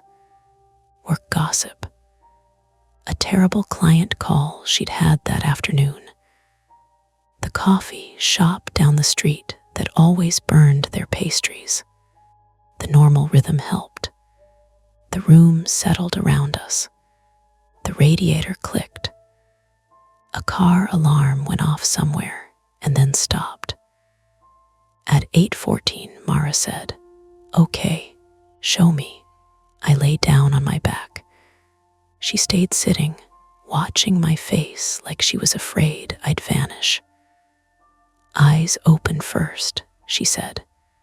"Just so we know baseline." I stared at the ceiling. The fan blades cast soft shadows. Nothing happened. "Okay," she said gently. "Whenever you're ready." I closed my eyes. At first, there was nothing. Just the blood rushing in my ears, louder than I liked. I waited, counting my breaths. Then scuff. It came from the left side of the bed, quiet, intentional. I opened my eyes. Mara's head snapped toward the sound at the exact same moment. "Did you?" she started. "Yeah," I said. My voice sounded wrong. "You heard that?" She didn't answer right away. She was staring at the floor, flashlight already in her hand, beams slicing across the boards. "I heard something," she said carefully. Not a step, more like scuff. This time, my eyes were open. It came from closer, right at the foot of the bed. Mara froze. The light shook in her hand. "That was real," she said. My stomach dropped, cold and heavy. "You heard it?" "Yes," she said. "I heard it." The carbon monoxide detector chirped. Once, not the test beep, the low battery warning. Mara swore under her breath and looked up. "That timing sucks." The chirp came again. "Regular now. Every 30 seconds. "I just replaced it," she said. "It shouldn't." The lights flickered. Once, twice, then went out. The apartment fell into a darker dark. The streetlight outside, suddenly too far away to help. The refrigerator cut off mid-hum. The radiator went quiet. "Okay," Mara said, too fast. "Okay." She grabbed her phone and turned on the flashlight. I did the same. 2 cones of light overlapped, shaky. "That happens sometimes," I said. "Power outages. Old building." The detector chirped again. Mara stood. "I don't like that." "I'll get the breaker," I said, already moving. The breaker box was in the hallway, just outside my door. I opened it, phone light bouncing off the walls. The hallway smelled stronger now, cleaner somehow, like cold air had been let in. I stepped out. The hall lights were out too. From somewhere above us, a door slammed. I jumped. "3rd floor," I said, forcing calm. Probably someone else checking their breaker. The breaker box door was already open. I frowned. "That's weird." Mara leaned closer. You leave it open. No, inside, the switches were all flipped to on. So why's the power out? She said. Before I could answer, there was movement at the far end of the hall. A shape. Someone holding a phone, its screen lighting their face from below. The tall guy from that morning stepped closer. Power's out, he said, unnecessarily. His voice echoed more than it should have. Yeah, Mara said, sharp. We noticed. He smiled, but it didn't reach his eyes. Old wiring happens. Another scuff echoed down the hallway, closer this time. Not from him, from behind us. Mara grabbed my arm. Hard. Ethan, she whispered. That wasn't us. The detector chirped again from inside my apartment, the sound threading through the dark like a timer. The guy's smile faded. You guys hear that too, I swallowed. My mind raced, grabbing at explanations. Rats. Pipes. Someone else is moving around, all of them thin. I think we should go back inside, I said. Mara nodded. And call someone, we turned. The scuff came again, right behind us now, close enough that I felt it through the soles of my feet. The complication hit all at once. No power, a malfunctioning detector, an unexplained sound that wasn't just in my head anymore, and a hallway full of blind spots. Mara tightened her grip. Ethan, she said low, we don't split up. And then, from inside my dark apartment, something shifted. Not a step. Something heavier. We didn't run. That was the first mistake. We stood there in the hallway, 3 adults with phone flashlights, and the shared instinct to pretend this was still a normal building problem that would resolve if we acted calm enough. The scuffing sound came again, softer now, somewhere near the stairwell. The tall guy, Evan, he finally said his name was 34. Male lifted his phone higher, angling the light down the corridor. Probably someone else, he said, like he was trying to convince himself. Or a dog. No dogs allowed, Mara said. Her voice stayed even, but her hand didn't loosen on my arm. Attempt 1. We checked for the obvious. Evan walked toward the stairwell first. The hallway was long and narrow, apartments lining one side, a low railing on the other that looked down into a dark central shaft where the stairs zigzagged. My place was about halfway down, the breaker box just outside it. The scuff sounded again from below, then stopped. Evan leaned over the railing, phone light cutting downward. Hello, he called. His voice echoed strangely, bouncing up from the concrete. No answer. Mara moved to the breaker box again, flipping switches off and on with sharp clicks. Nothing happened. The detector chirped inside my apartment, patient and relentless. Okay, she said. So power's not coming back this way. I rubbed my eyes, gritty and sore. We can go downstairs. See if it's the whole building. Another scuff, this time behind Evan. He spun, light whipping around. Nothing. My chest hurt, not pain exactly, more like pressure from breathing too shallow for too long. Attempt 2. We went downstairs. The stairwell smelled like damp concrete and old cigarettes. Emergency lights glowed faint red along the walls, enough to keep us from tripping.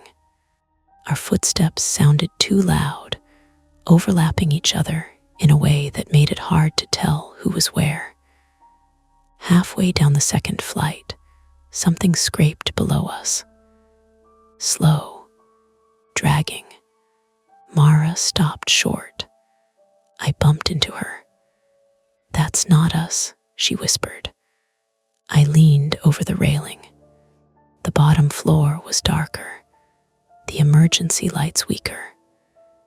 For a second, my brain supplied a shape there, crouched, waiting, and my heart surged so hard I tasted metal. Then Evan laughed, sharp and relieved. "Jesus."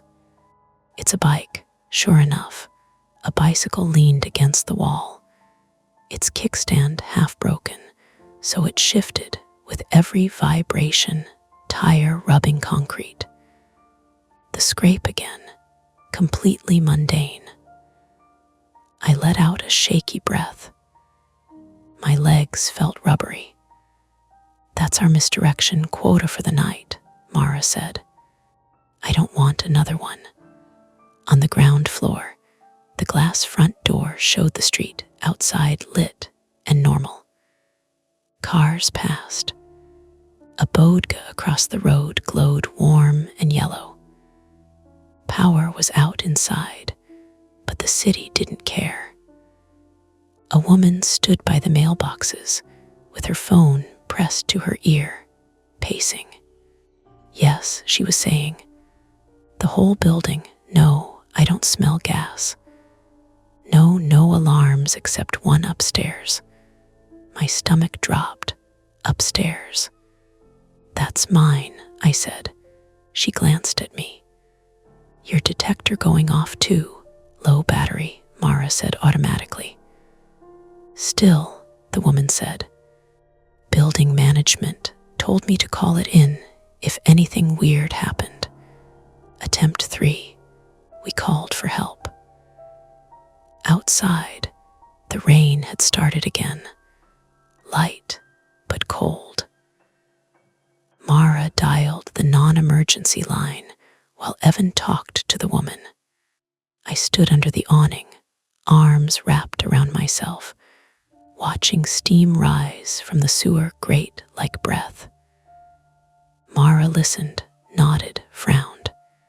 Yes, no visible fire, no gas smell, power outage.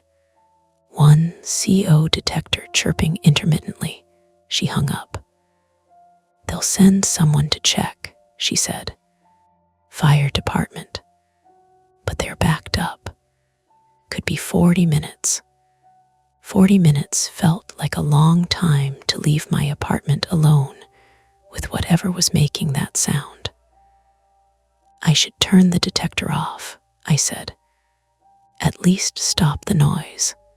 Mara hesitated. "If it's just low battery, fine. But if it's not," I finished. Yeah, we went back inside. The stairwell felt tighter on the way up, like the walls had shifted while we were gone. On the third floor, the scuffing started again as soon as we stepped out. It wasn't behind us this time. It was ahead, near my door. Evan stopped. "Okay," he said quietly. "That's new." My key shook in my hand. I fumbled it, cursed, tried again. The lock turned with a loud click that echoed too much. Inside, the detector chirped immediately, louder in the dark. My phone light swept the room. Everything looked wrong in that way familiar spaces do when the lights are out, edges softened, corners deeper. "Stay here," Mara said, and moved toward the detector with purpose. The scuff came from the other side of the bed. I froze. Evan's light jerked toward it. Nothing. Mara stood on the chair again, fingers quick despite the shaking light. She popped the detector open and pulled the battery free. Silence. The quiet pressed in heavy. Then something shifted near the closet.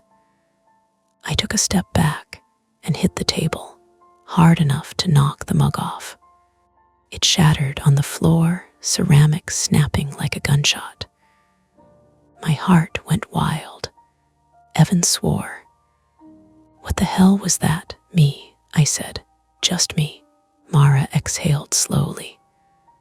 "Okay, no more sudden moves."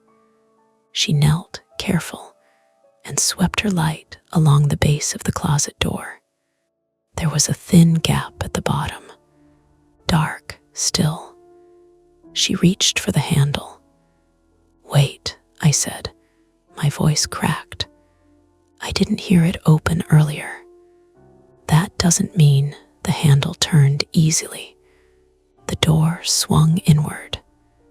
Nothing inside but coats and the moving box I'd shoved in there weeks ago because it didn't fit anywhere else. The box lid was half crushed, one corner torn. "What's in that?" Evan asked. "Old stuff," I said.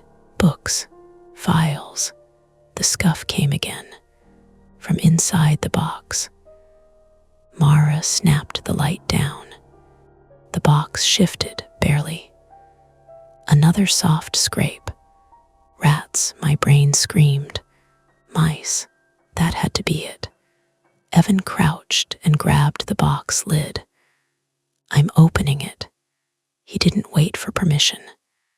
Inside, paper, folders, my old laptop bag, and beneath them, a man's shoe.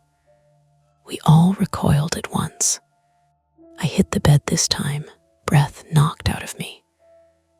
Mara swore, loud and uncontrolled. The shoe twitched. "Hey," a voice whispered from inside the box. "Please." Everything after that happened too fast. Evan shouted. Mara backed toward the door. I scrambled upright, vision tunneling. The man pushed the lid up, gasping. He was young, thin, face gray with sweat, eyes wild. His socked foot dragged against the cardboard. "My leg," he said. I fell. I couldn't get out. The scuffing. The dragging heel. The explainable horror hit me like nausea. Before any of us could move, the hallway lights flickered back on. And from downstairs, sirens wailed too close, too fast. Mara looked at me, eyes sharp with something new. "We're not backing out of this now," she said, because whoever he was, and however long he'd been there, the point of no return had already passed. The sirens cut off outside, sudden enough to make the silence snap. For a second, nobody moved. The man in the box, later I'd learn his name was Lucas, 27, male, kept his hands up like he expected to be hit. His leg was twisted under him at a wrong angle, the ankle swollen and purpling fast. He was breathing too hard, shallow, the way people do when panic is riding pain like a wave. "Don't," he said again. "Please don't." "I'm not going to," Mara said, steady, but loud enough to be heard over his breathing. "No one is." Evan hovered near the door, phone still in his hand, knuckles white. "Fire department's here," he said. "And cops. That should have been the end of it." It wasn't. Lucas's eyes flicked toward the hallway, toward the sound of boots on stairs, voices echoing up the shaft. His whole body tensed. No, he whispered. I can't. He tried to push himself out of the box. It was a terrible idea. His injured leg caught, and he cried out. A sharp, involuntary sound that scraped something raw inside my chest. He lost his balance and pitched forward. I lunged without thinking, grabbing his jacket, and we both went down hard. My shoulder slammed into the floor. Pain flared bright and immediate. Lucas screamed again, clutching his leg, face contorting. Ethan, Mara shouted. I've got him, I said, though my arm was already going numb. Lucas thrashed, wild and desperate. He wasn't strong, not really, but panic gives you leverage. His heel scraped against the floor, that same sound, closer than it had ever been, right in my ear. Stop, Mara yelled. You're hurting yourself. They can't see me like this, he said, voice breaking. I just needed somewhere to hide. I didn't know the apartment door flew open. Fire department, a voice called. Anyone inside? Red light strobed through the doorway, washing the room in pulses. Boots thudded. Radios crackled. Lucas froze. His grip loosened. His eyes filled, glassy and unfocused. I didn't mean to, he said, to no one in particular. I just needed to sleep. I couldn't walk. I heard someone come in and hands were on him then, firm and practiced. A firefighter knelt, assessing his leg with quick, gentle movements. Another guided me back, pressing a gloved hand to my shoulder. You hurt? The firefighter asked. My shoulder, I said. I think we'll check it. A police officer stood in the doorway, taking in the scene, the overturned box, the scattered papers, the man on the floor. His face didn't change, but his eyes sharpened. Sir, he said to Lucas, what were you doing in this apartment? Lucas closed his eyes. For a split second, the room was quiet enough that I thought I heard it again. The scuff, the drag. Muscle memory, maybe. My brain filling in the gap. I fell in the stairwell, Lucas said hoarsely. Earlier, the lights were out. I heard someone unlock a door and he swallowed. I crawled. I couldn't make it down. I thought I could rest. I didn't think anyone would. You hid in a box, the officer said. Lucas nodded, shame flooding his face. I didn't want to scare anyone. Mara made a small, broken sound behind me. They took Lucas out on a stretcher. His leg was worse than it looked, compound fracture, the paramedic said quietly. He'd need surgery. The officer took our statements while firefighters checked the apartment for gas, for wiring issues, for anything else that could explain the night away. Everything came back mundane. Old building, power surge, a broken kickstand, a man who made a bad choice in pain, an ambulance door slammed. The siren started again, fading into the wet night. When the apartment finally went quiet, it felt too big. I sat on the edge of the bed, arm in a sling, shoulder throbbing in time with my pulse. The box lay collapsed in the closet, useless now. My things were scattered like evidence. Mara sat beside me. She didn't touch me, not yet. You okay? She asked. I don't know, I said. My voice shook on the word. Evan hovered near the table, hands shoved into his pockets. I should go, he said. If they need me, they've got my number. Thanks for staying, Mara said. He nodded, then hesitated. You couldn't have known, he said to me, about any of it. After he left, the apartment felt smaller, every sound amplified. The radiator clicked back to life. The fridge hummed. Normal sounds reclaimed. Mara finally leaned in and rested her forehead against my shoulder, careful of the injury. I let myself breathe her in coffee, rain, something clean. You weren't losing your mind, she said softly. I stared at the floor where the scuff marks were faintly visible, curved lines in the dust where Lucas's heel had dragged. No, I said, but it felt like I was. That was the cost, I realized. Not the bruise blooming under the sling, not the paperwork or the police report. It was the way my brain had learned, in a single night, how thin the line was between imagination and reality, and how easily it could blur when you were tired and scared. Later, after Mara left and the building settled into its usual noises, I lay back down. I didn't turn off the light.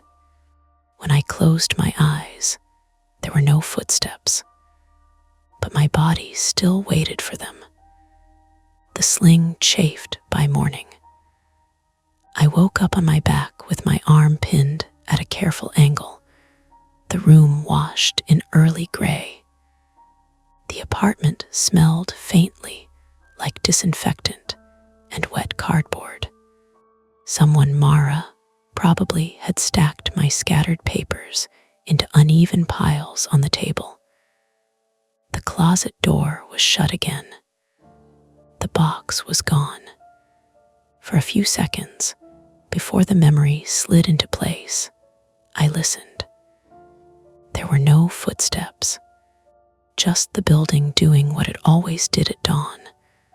A distant shower turning on, the elevator cable whining, the radiator clearing its throat. I stayed still longer than necessary, letting my body learn the quiet again. At 8, my phone buzzed, a voicemail, then another. I let them sit while I brushed my teeth one-handed and tried not to wince at my reflection, which looked older than it had 2 days ago. When I finally listened, it was building management, apologetic and formal, asking me to call back about the incident. The second was a number I didn't recognize, police, probably leaving a polite message about a follow-up statement. The third buzz was a text from Mara. On my way with coffee. Don't argue. I didn't. She arrived with a paper bag and the careful smile people wear when they don't know how fragile the room still is.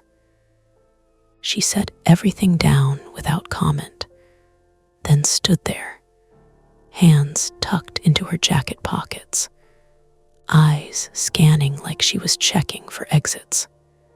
You sleep? She asked. Some, I said. Light on. Good. We sat at the table. She slid a coffee toward me, the lid already loosened so I didn't have to wrestle with it. That small consideration nearly undid me. Fire department cleared the building, she said, filling the silence with useful facts. Management's filing an incident report. They are fixing the stairwell lights, and they are apologizing a lot. I noticed, I said. They left 2 voicemails. She nodded. Lucas is out of surgery. The name landed softly, like a dropped coin. They think he'll walk, she continued. Eventually, he asked about you. I took a sip. The coffee tasted normal. That felt like a gift. What did you say? That you didn't want him hurt, she said. That you were scared. Both true. Did he? Yeah, she said. He's cooperating. They're not charging him with breaking and entering. Medical emergency. The officer said that's not uncommon, especially in buildings like this. Like this, I echoed, looking around. She followed my gaze. Converted offices, long hallways, blind spots. We ate in companionable quiet. My shoulder throbbed dully, manageable with the pills the urgent care doctor had given me at midnight. I'd refused anything stronger. The idea of sleeping through sounds felt suddenly dangerous. By late morning, I'd given my statements, signed a few forms, and scheduled a follow-up for my shoulder. The normal bureaucracy of aftermath had a calming effect, like being guided back onto a known road. Even the paperwork had weight and edges and places to initial. It insisted on reality. Mara left around noon for a meeting, promising to check in later. Evan texted once, "You holding up?" And I answered with a thumbs up I didn't fully mean. I spent the afternoon doing small, grounding things, washing the mug shards off the floor, retaping the bottom of the closet door where it had scraped, testing the carbon monoxide detector with a new battery until it beeped like it was supposed to. Around 4, I stood in the hallway and looked at the breaker box. Management had taped a note to it. Do not open maintenance. The tape fluttered slightly in the draft. I resisted the urge to lift it, to check again, to confirm the switches were still where they belonged. That night, when the building settled and the rain returned, I made a choice. I turned off the light. I lay down and let the room go dark, the way I used to without thinking. The ceiling disappeared. The corners softened. My body tensed, waiting for the math to start. I closed my eyes. Nothing happened. I counted 10 breaths, then 20.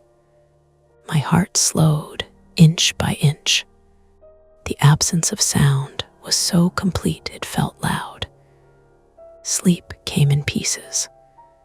I dreamed of hallways that ended where they should, of boxes that were just boxes. In the morning, there was a letter slid under my door. Plain envelope. Inside, a note written in careful, uneven handwriting. Ethan, I'm sorry.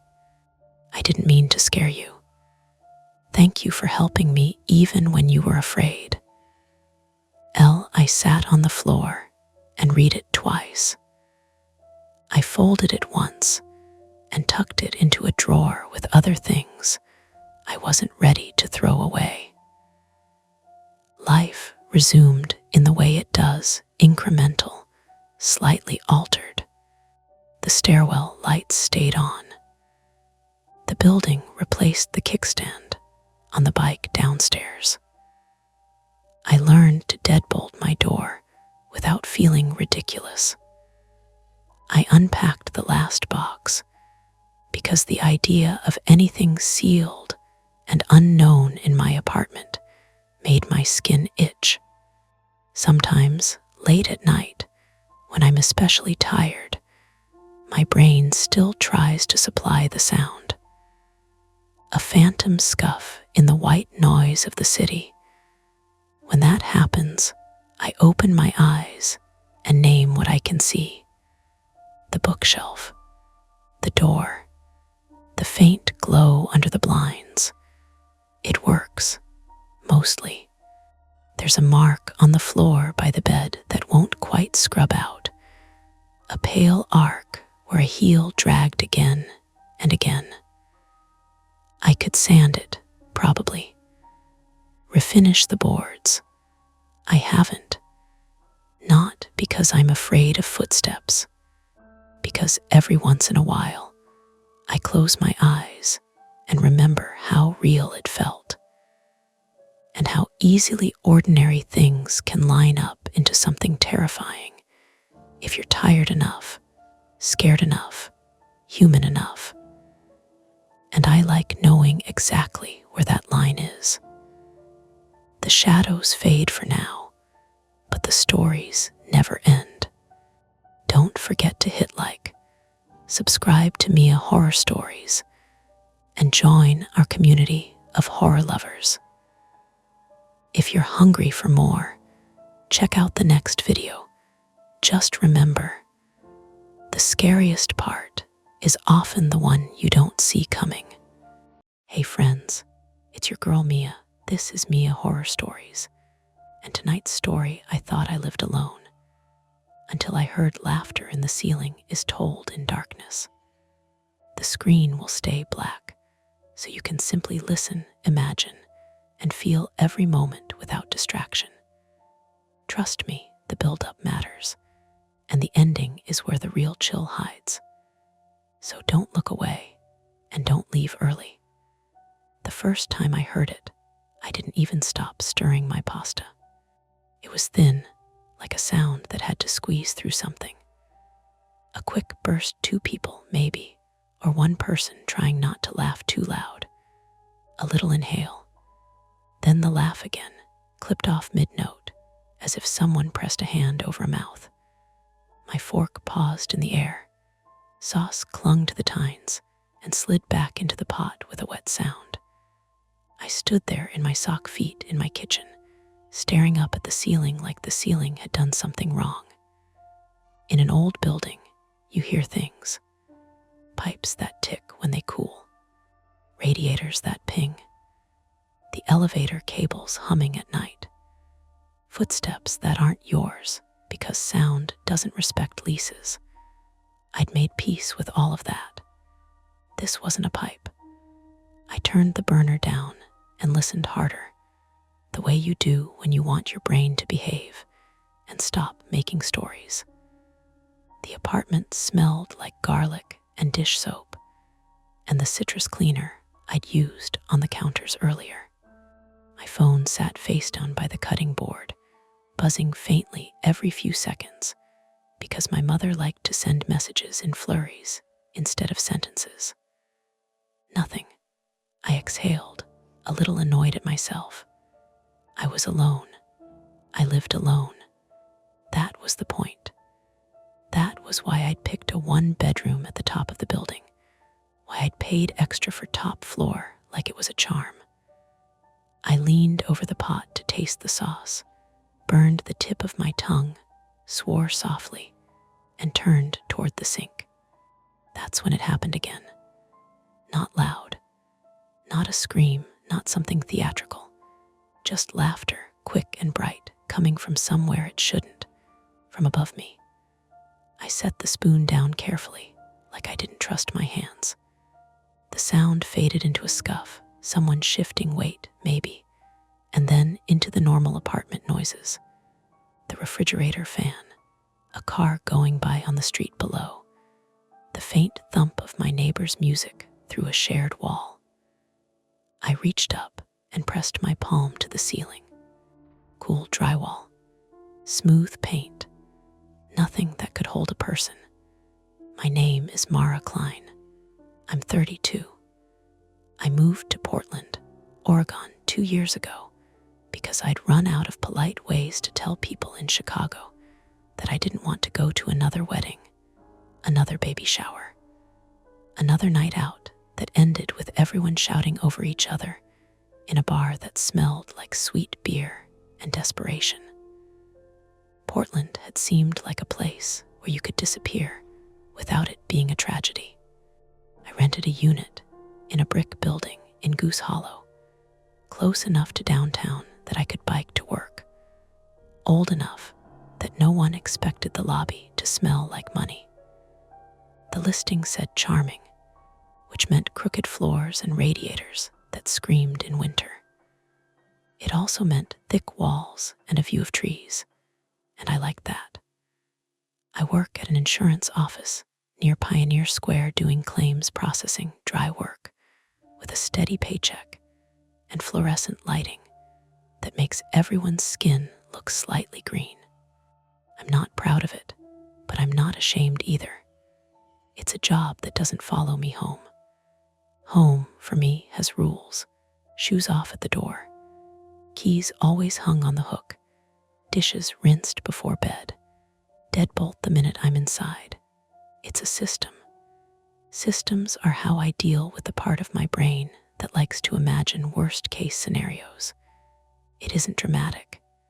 It's just persistent. A private flaw I don't advertise because it sounds like a personality trait on a bad date. I'm anxious. It's not I get nervous before presentations. It's I can't sleep if I don't check the stove twice. It's I watch the news and my chest tightens like a drawstring bag. I'd been getting better. Therapy had helped. Medication too, at least enough to take the edge off the constant scanning. Still, when I heard laughter in the ceiling, my mind did what it always did. It reached for the story that would keep me alive. A person. I hated myself for it, even as I walked to the living room and picked up my phone. The screen lit my face.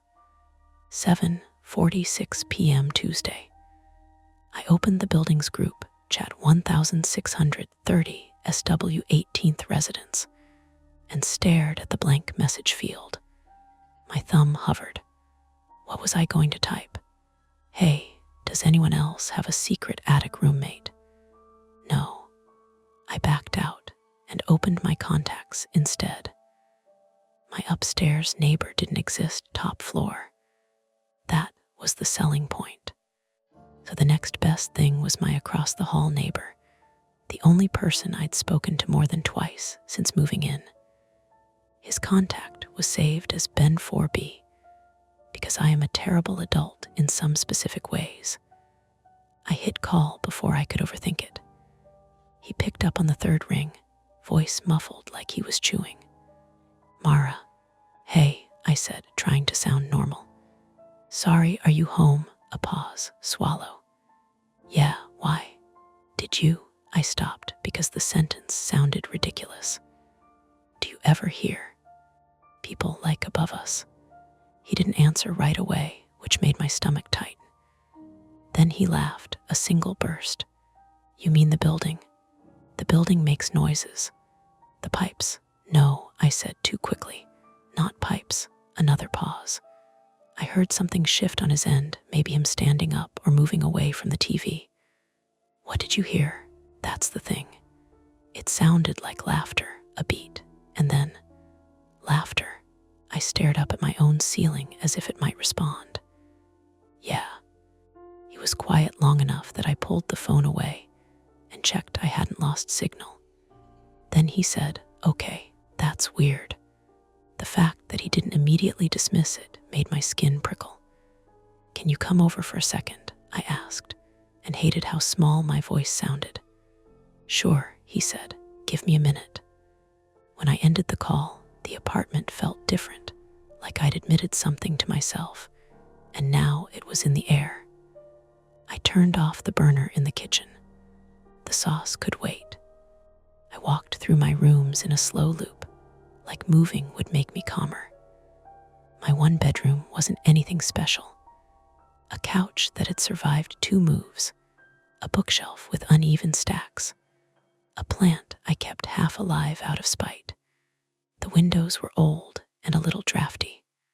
Outside, the streetlights were just starting to glow, and the rain had that fine misty look it gets in Portland, enough to make the pavement shine, but not enough to justify an umbrella. I listened.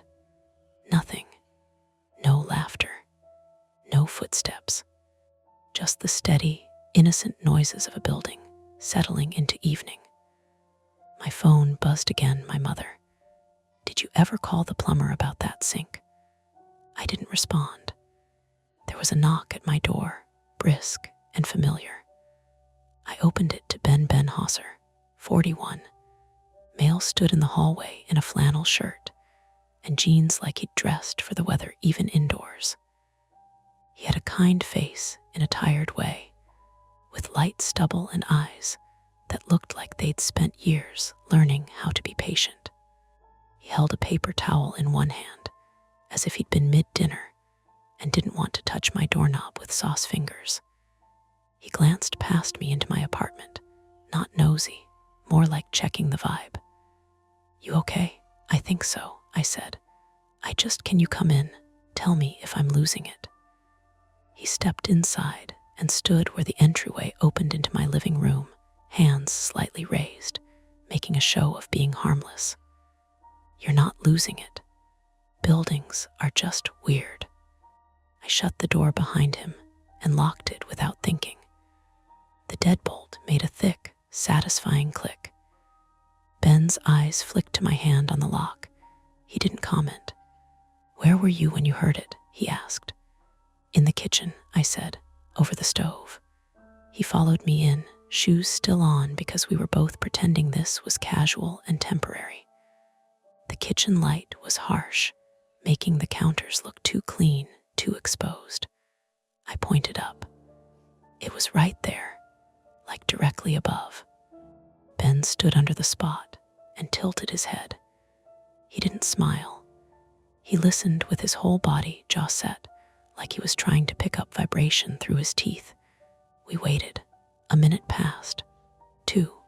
The silence wasn't dramatic. It was just empty. The kind of empty you notice when you're trying to fill it. Ben cleared his throat. Could it be outside? Like someone on the roof, kids? There aren't kids here, I said, then immediately regretted how confident it sounded. I mean, this building is mostly adults. People's friends come over, he said. On the roof, I asked. He looked up again. There's access somewhere, maybe maintenance. Maintenance doesn't laugh, I said, and heard myself and forced a breath. Sorry, that's not I'm being weird. You're being human, he said, and that was the thing about him. He didn't exaggerate comfort. He made it feel like a fact. I swallowed and admitted the part I hadn't wanted to say out loud. It sounded close, not like muffled through walls, like it was in the ceiling. Like I stopped myself before my brain could build the rest of the sentence. Ben's gaze drifted to the corner of my kitchen where the ceiling met the wall, where a faint hairline crack ran a few inches, something I'd noticed before and filed under old building stuff. He stepped closer, raised his phone flashlight, and aimed it at the line. The crack looked the same as it always had. Thin, dry, harmless. Ben lowered his phone. There's no attic up there, he said, but the way he said it wasn't confident. It was a statement he wanted to be true. I know, I said. That's why this is stupid. He walked to the hallway and glanced up at the smoke detector, then back at me. You got a step stool. In the closet, I said. He brought it out and set it under the detector, climbed up carefully, and checked that it was secure, like this was a normal, neighborly errand. He twisted the detector a little, peered at the edge where it met the ceiling. Nothing, he said. He climbed down, slower than he'd climbed up, and then stood there, hands on hips. We looked at each other. I could feel my pulse in my throat. The apartment was too warm from cooking. The air smelled faintly metallic now, like the stove had cooled and released something. Ben said, "Okay, so, options." "Options," I echoed. "We can ignore it," he said. "Call it a weird sound. You eat your pasta." I go back to my place and pretend I didn't just inspect your smoke detector like a maniac. I tried to smile. It came out crooked. "Or," he continued, "we can be annoying, responsible adults. We can go down to the basement and check the utility access. See if there's a crawlspace ladder. See if someone's been up there. If there's even a there." "Tonight?" I asked, and my voice betrayed me. I didn't want to go into the basement at night. I didn't want to admit that I didn't want to. I also didn't want to sit in my apartment wondering if I'd imagined the sound. Ben shrugged. "Or tomorrow, in daylight, with the office open. We can talk to the super." I pictured myself trying to sleep with the ceiling above my bed, the dark weight of it, the possibility that I'd hear it again, and have no plan besides lying there with my phone in my hand. My private fear isn't ghosts. It's being stupid. It's being the person who dismisses a small sign until it's too late. The person whose story starts with, "I thought it was nothing." I looked at the ceiling again, at the innocent paint, the clean line of it. Then I looked at Ben. "Basement," I said, now, before I talk myself out of it. Ben nodded once, like he'd expected that answer, and reached for the doorknob. "Grab a jacket," he said. "And Mara, bring your phone. If we're doing this, we do it like adults." I grabbed my raincoat from the hook and slipped my phone into my pocket, fingers tight around it. At the door, I hesitated with my hand on the deadbolt, because leaving meant turning my back on the ceiling. Ben waited without rushing me. Finally, I unlocked the door and stepped into the hallway, letting it click shut behind us. And just as the latch caught, from somewhere above light, quick, unmistakable, there was that laugh again, like someone had heard us make a decision and found it funny. The stairwell smelled like wet concrete and old paint, the kind of smell that lives in the back of your throat. The overhead lights were on motion sensors, so every few steps there was a soft click and a delayed hum as the next one woke up. Ben took the stairs 2 at a time without thinking about it. I followed, more careful, my hand skimming the rail. "I don't usually come down here," I said, mostly to hear my own voice.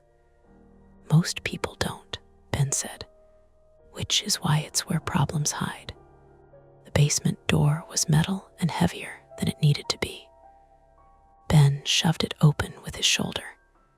It protested with a scrape that echoed too much, and then we were in. The basement of our building wasn't a horror movie basement. No dripping chains, no flickering bulbs. It was utilitarian in the way older buildings get when they've been patched and repatched by people who only care that things work.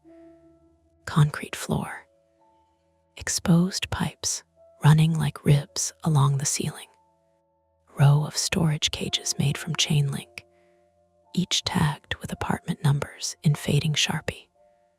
The boiler sat at the far end, a big rounded thing that made the room feel warmer than it should have been. The door closed behind us with a hollow clang. Ben checked his phone. "If there's access, it'll be near utilities or the old service stair. They don't build secret doors anymore." "People still cut corners," I said, and immediately hated how conspiratorial it sounded. We walked past the storage cages. Someone had a bike chained inside one, its tires slowly deflating over what looked like months. Another cage held a box of Christmas ornaments and a folded artificial tree. Normal lives paused. There was a corkboard by the boiler with notices pinned to it. Fire evacuation map, a handwritten sign about laundry hours, a printed email from management warning residents not to store flammable materials in the basement.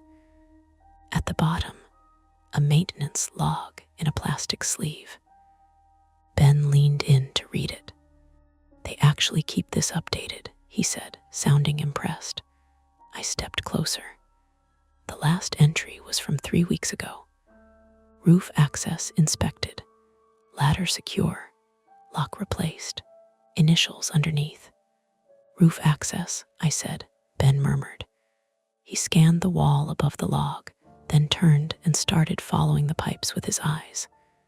The sound hit us then, not laughter exactly, but a thud, like something being set down with care.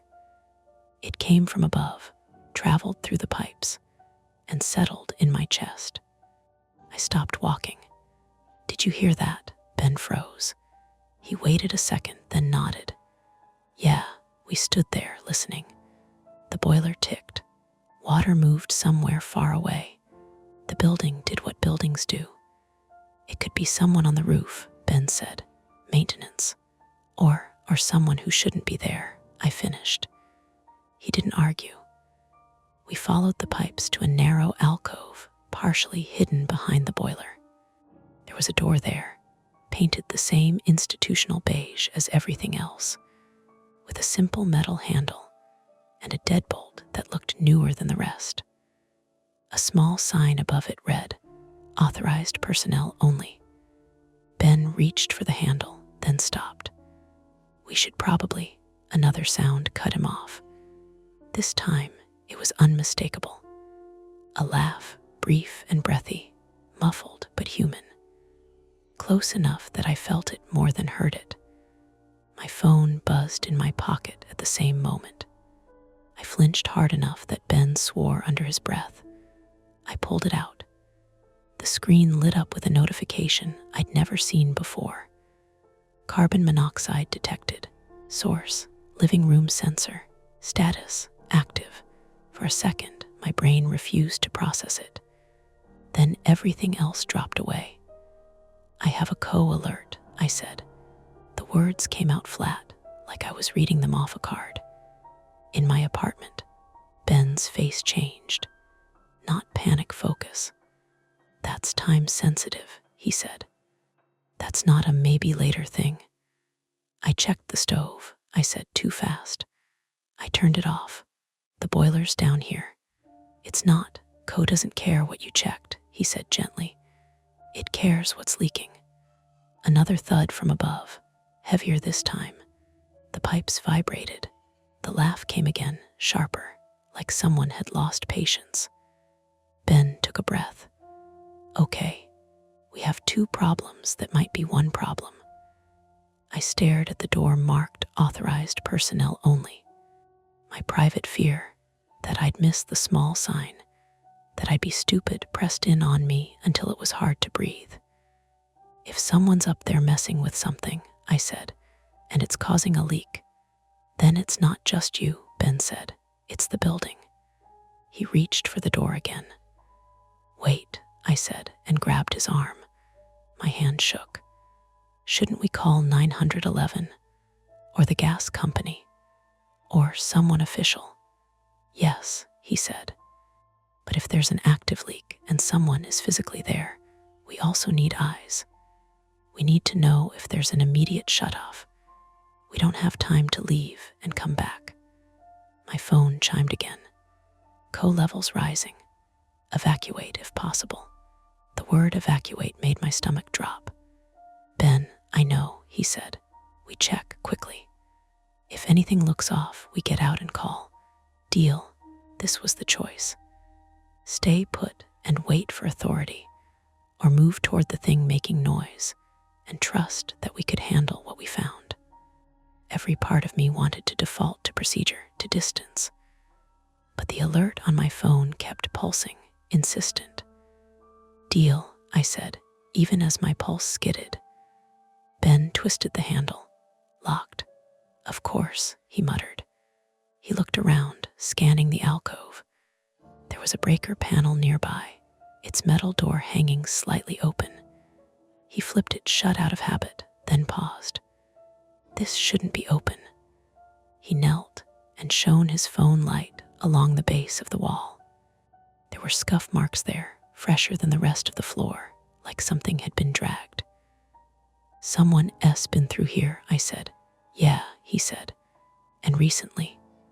The laugh came again, right above us now, closer than before. It sounded annoyed. Ben stood and tested the deadbolt. It rattled but held. "If the ladder's behind this door, there's a ladder?" I asked. "Roof access usually has one," he said. "Fold down." If it's unsecured, a low hum cut through the air, and the lights overhead dimmed, then flared back to life. Somewhere deeper in the building, a door slammed. Hard, my phone chimed a third time. "Co-levels high. Evacuate immediately." "I don't like this," I said, and couldn't keep the edge out of my voice. "I really don't like this." "Me neither," Ben said. He took out his keys and tried one in the deadbolt, more out of desperation than logic. It didn't fit. The hum grew louder. Whaler let out a sound like a sigh. From above, there was movement, fast now. Footsteps. Running. Then, suddenly, everything went dark. Not a flicker. Not a dim. A hard, total blackout. My phone screen was the only light left, casting a harsh white circle on the concrete. In that small bubble, I could see Ben's face, jaw tight, eyes reflecting back at me. The door behind us, the heavy basement door, made a sound I hadn't heard before. A click. Then the unmistakable scrape of a lock sliding home. Ben turned slowly, flashlight swinging. He tested the door. It didn't budge. "Okay," he said, and for the first time since I'd met him, his voice wavered. "That's new." Above us, someone laughed. Not muffled this time, direct, close. And my phone buzzed again, the alert vibrating against my palm like a heartbeat. I couldn't stop. My phone light shook in my hand, not because I couldn't hold it steady, but because my body had started doing things without checking in with my brain first. Ben tried the basement door again, shoulder into it this time. The metal groaned, then settled back into place like it was amused by the effort. "Locked from the outside," he said. "That's deliberate."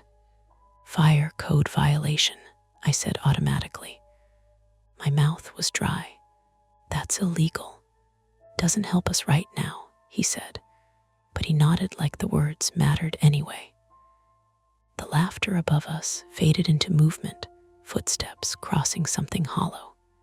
The sound traveled down the pipes, slid through the boiler casing, and pooled in the concrete floor under my feet. I pulled up the app again. The numbers were red now. I didn't know what the exact threshold was, but I knew red meant now. "We can't stay down here," I said. "If it's leaking, it'll collect low." "Agreed," Ben said. He lifted his phone higher, scanning the basement ceiling. "Second exit. There's the laundry room," I said, past the storage cages. "It connects to the alley stairwell." "Good," he said. "That's attempt one." We moved fast, not running but not slow. The basement felt different without the lights, bigger, warped, like the dark had stretched it. Our phone beams crossed and uncrossed, briefly illuminating chain link shadows that looked like ribs. Halfway there, the laughter came again, closer than before, sharp and breathless. I spun, heart slamming, convinced for one terrible second that someone was right behind us. My light caught movement. I screamed. Just once. Sharp and embarrassing. Then the beam settled, and the movement resolved into something mundane and awful in a different way. A raccoon, half grown, scrambling along the top of a storage cage. Its eyes flashed white in the light. It hissed, then vanished into a gap near the ceiling. Ben let out a breath that sounded like a laugh he didn't mean to make. "Okay, that one's not human." I pressed my hand to my chest, trying to slow my heart. That's good, right?" "It explains some noise," he said. "Not all of it." We reached the laundry room door. It was propped open with a brick, like someone had planned on going back and forth. The room smelled like detergent and damp lint. The machines were dark and silent.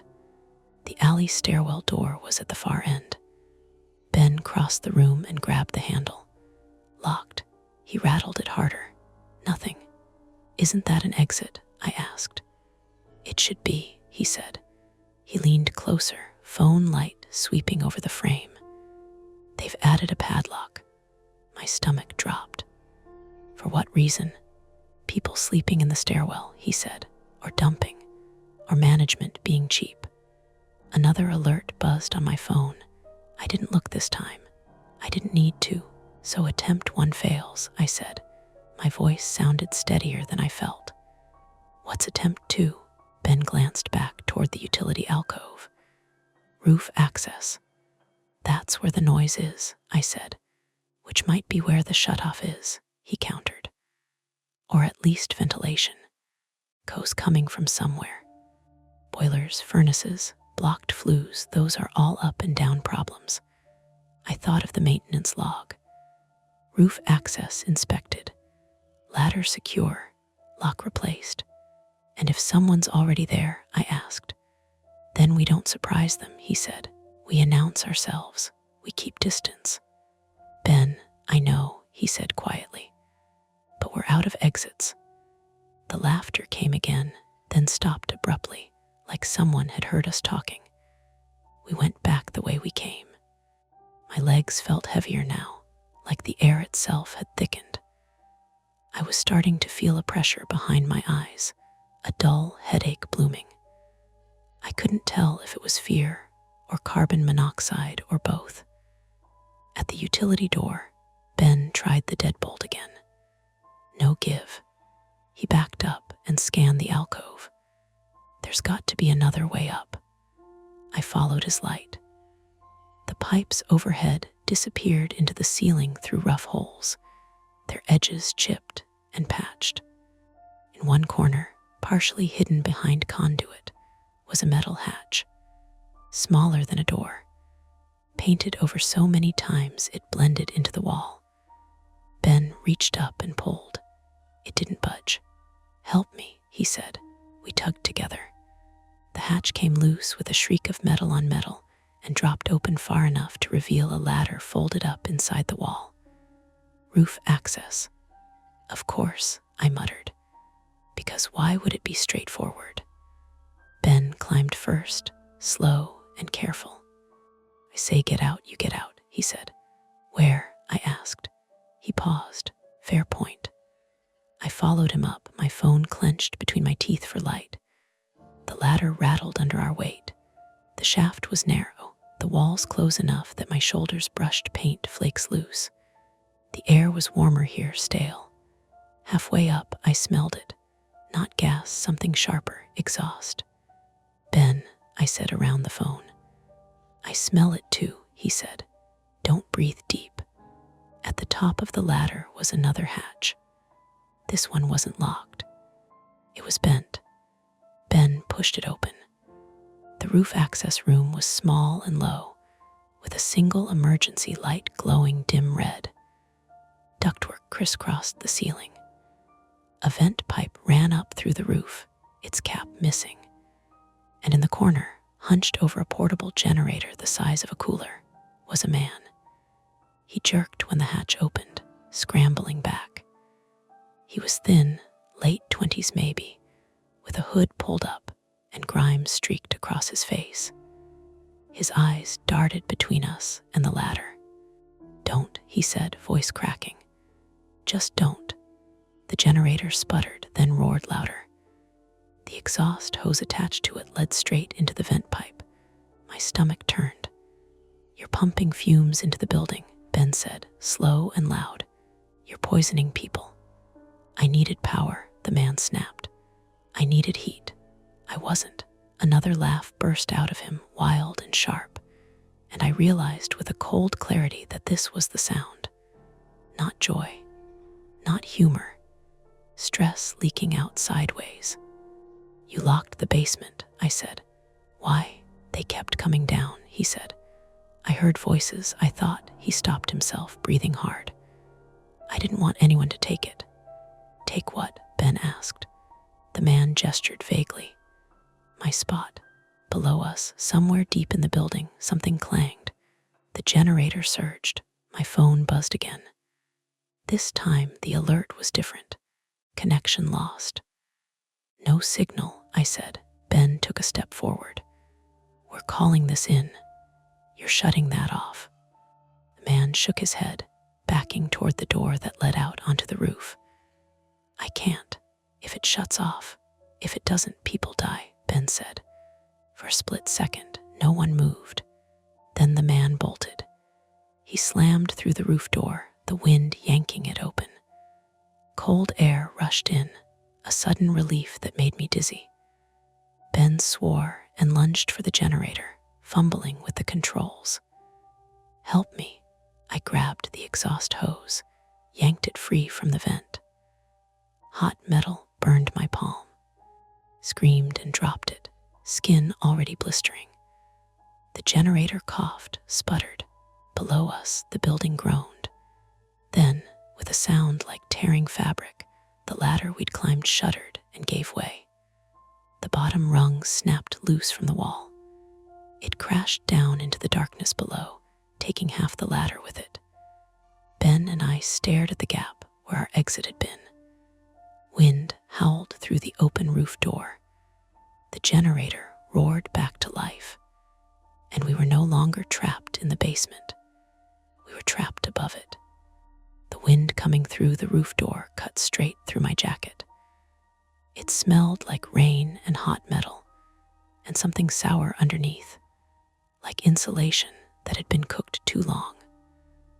My burned palm throbbed in time with my pulse, a wet, insistent pain that made it hard to think past my own body.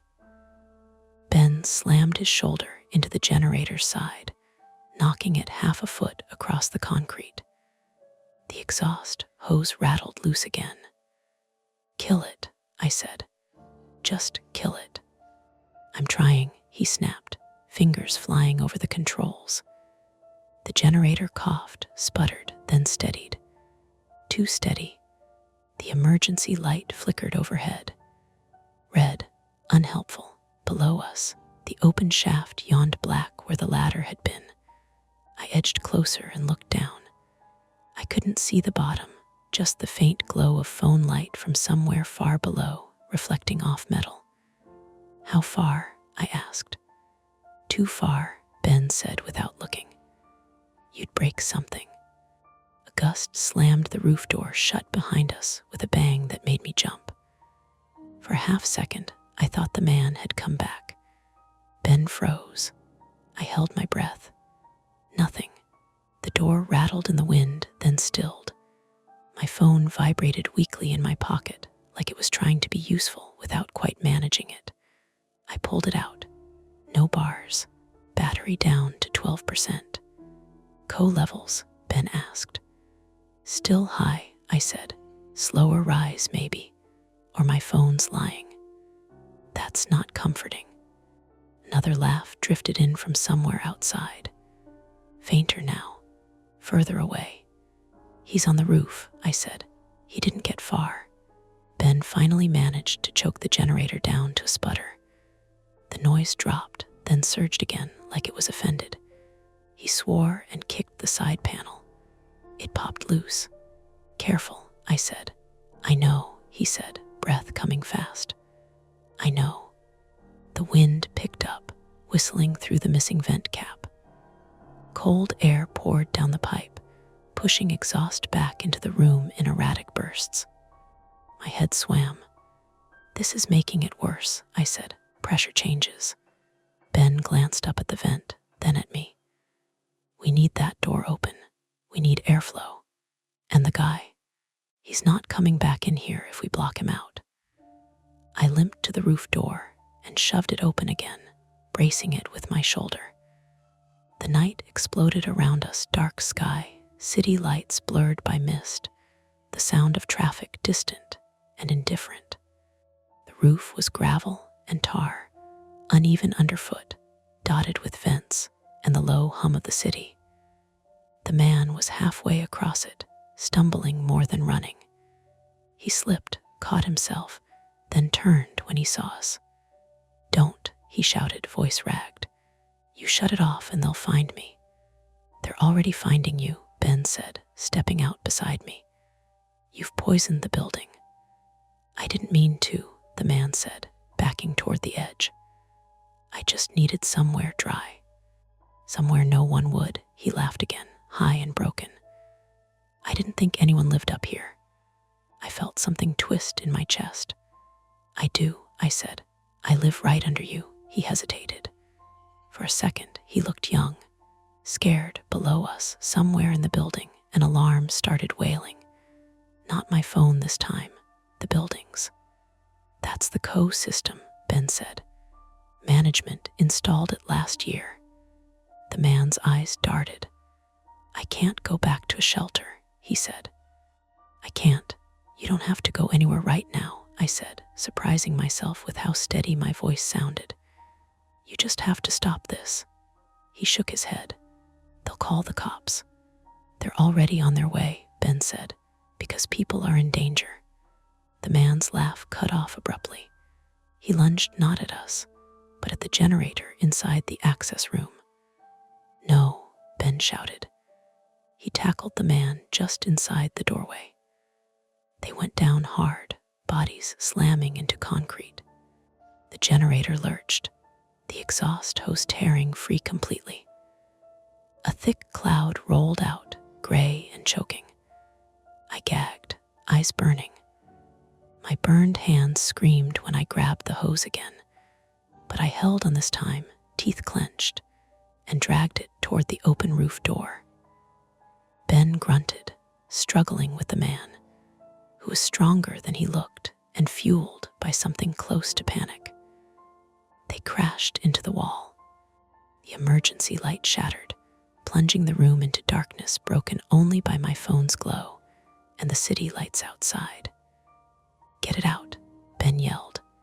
"I am," I coughed, hauling the hose over the threshold and kicking it away from the vent pipe. Fresh air rushed in, cold and brutal. The generator sputtered, then finally died. The sudden quiet was loud. For a moment, no one moved. The wind howled. The alarm below kept screaming.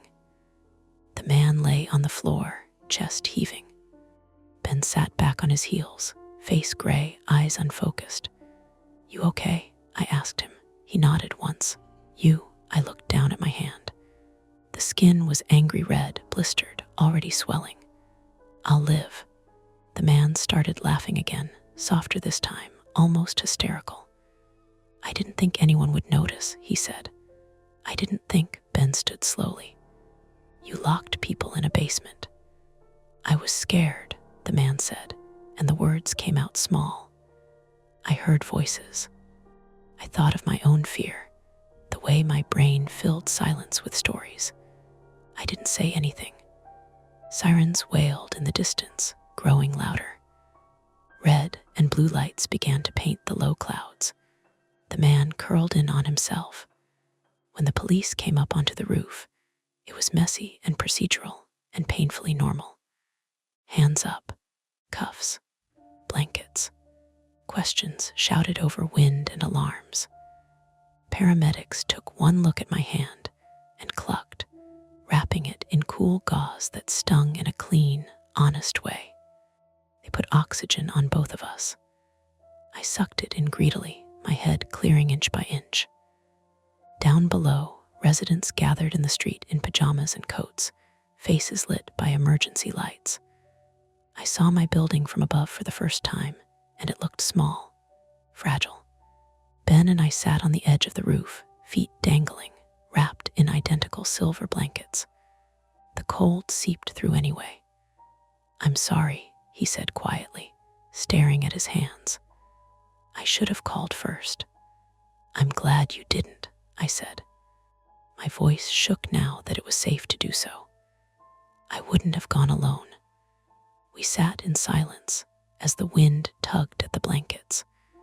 When they finally let us go down not through the ladder, but via a fire truck's extended stair, I felt something settle in my bones. Not relief, something heavier. The building would air out. The generator would be gone. The man would face whatever came next.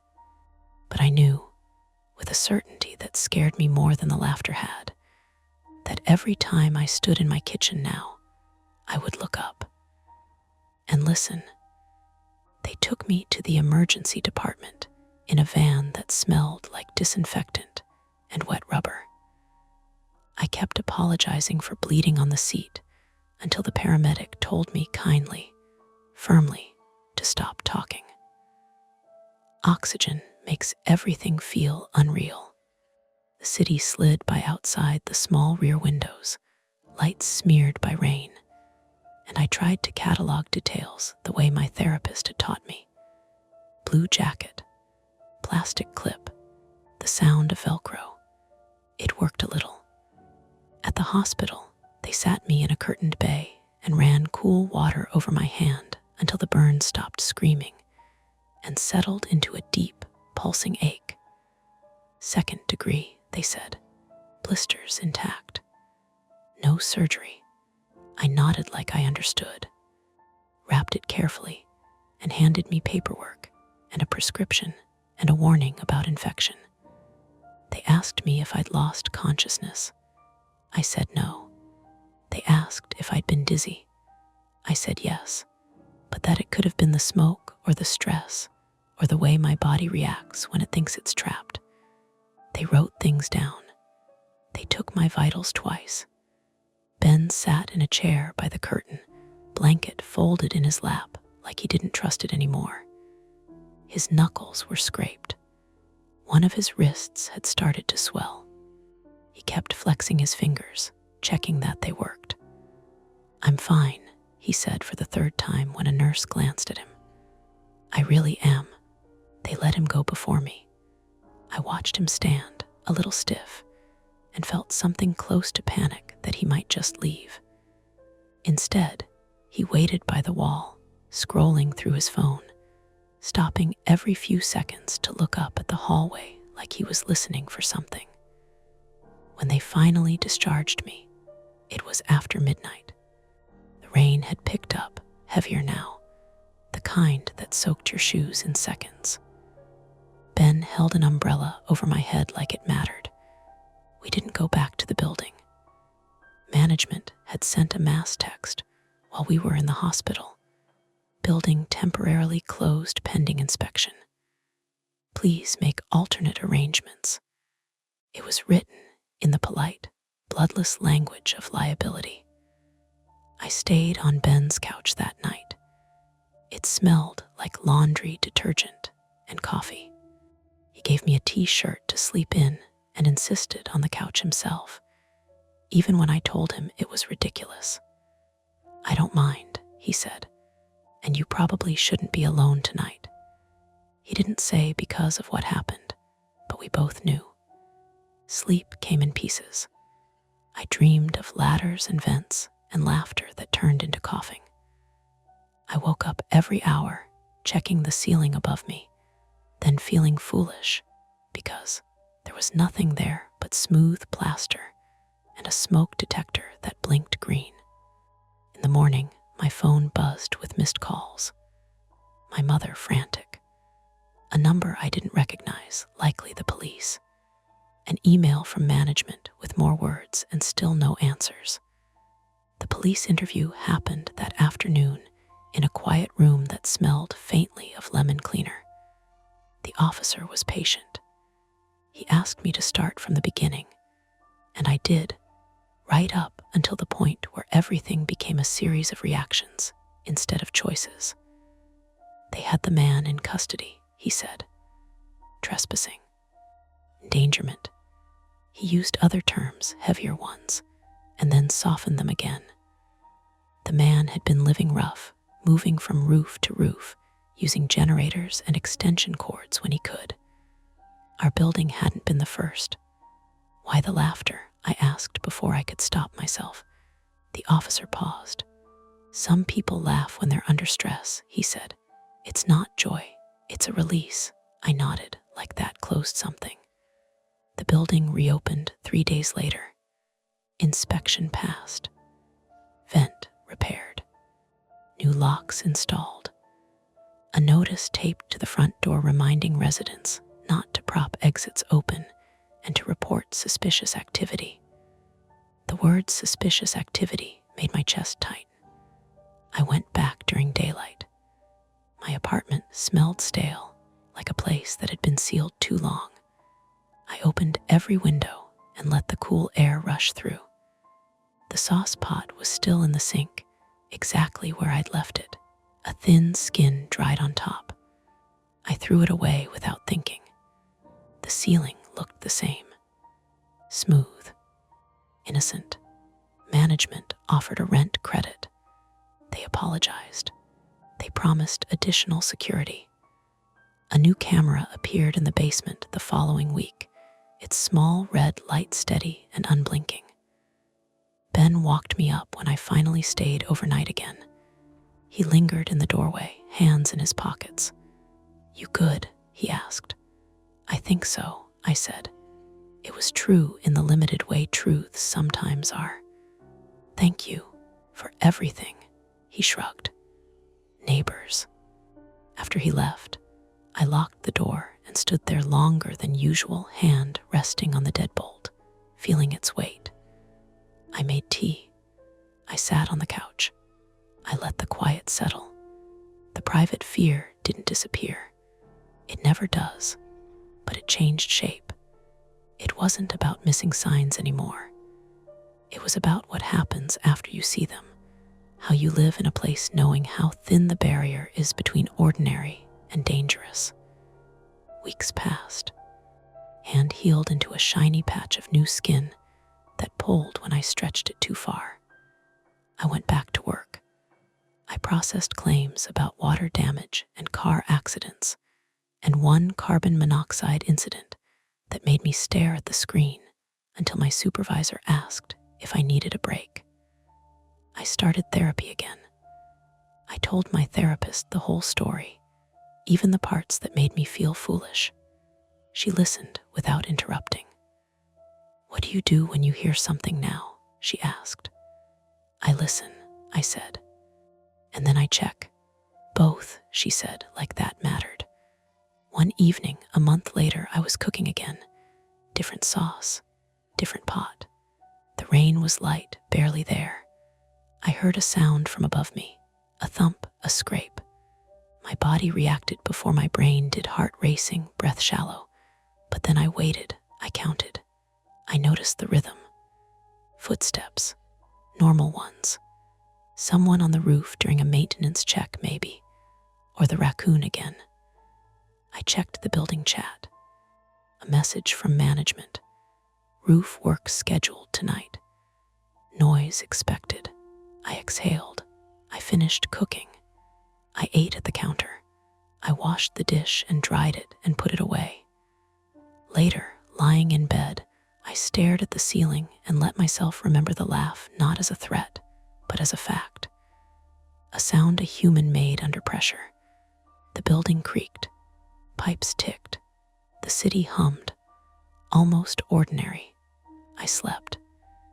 And that's the end of today's chilling tale. If you enjoyed this story and want more nights full of suspense, don't forget to hit that like button, subscribe to Mia Horror Stories, and turn on the bell so you never miss a scare. I've got plenty more stories waiting for you, so stick around and check out the other videos on the channel. Thanks for watching, and until next time, stay safe and don't look behind you.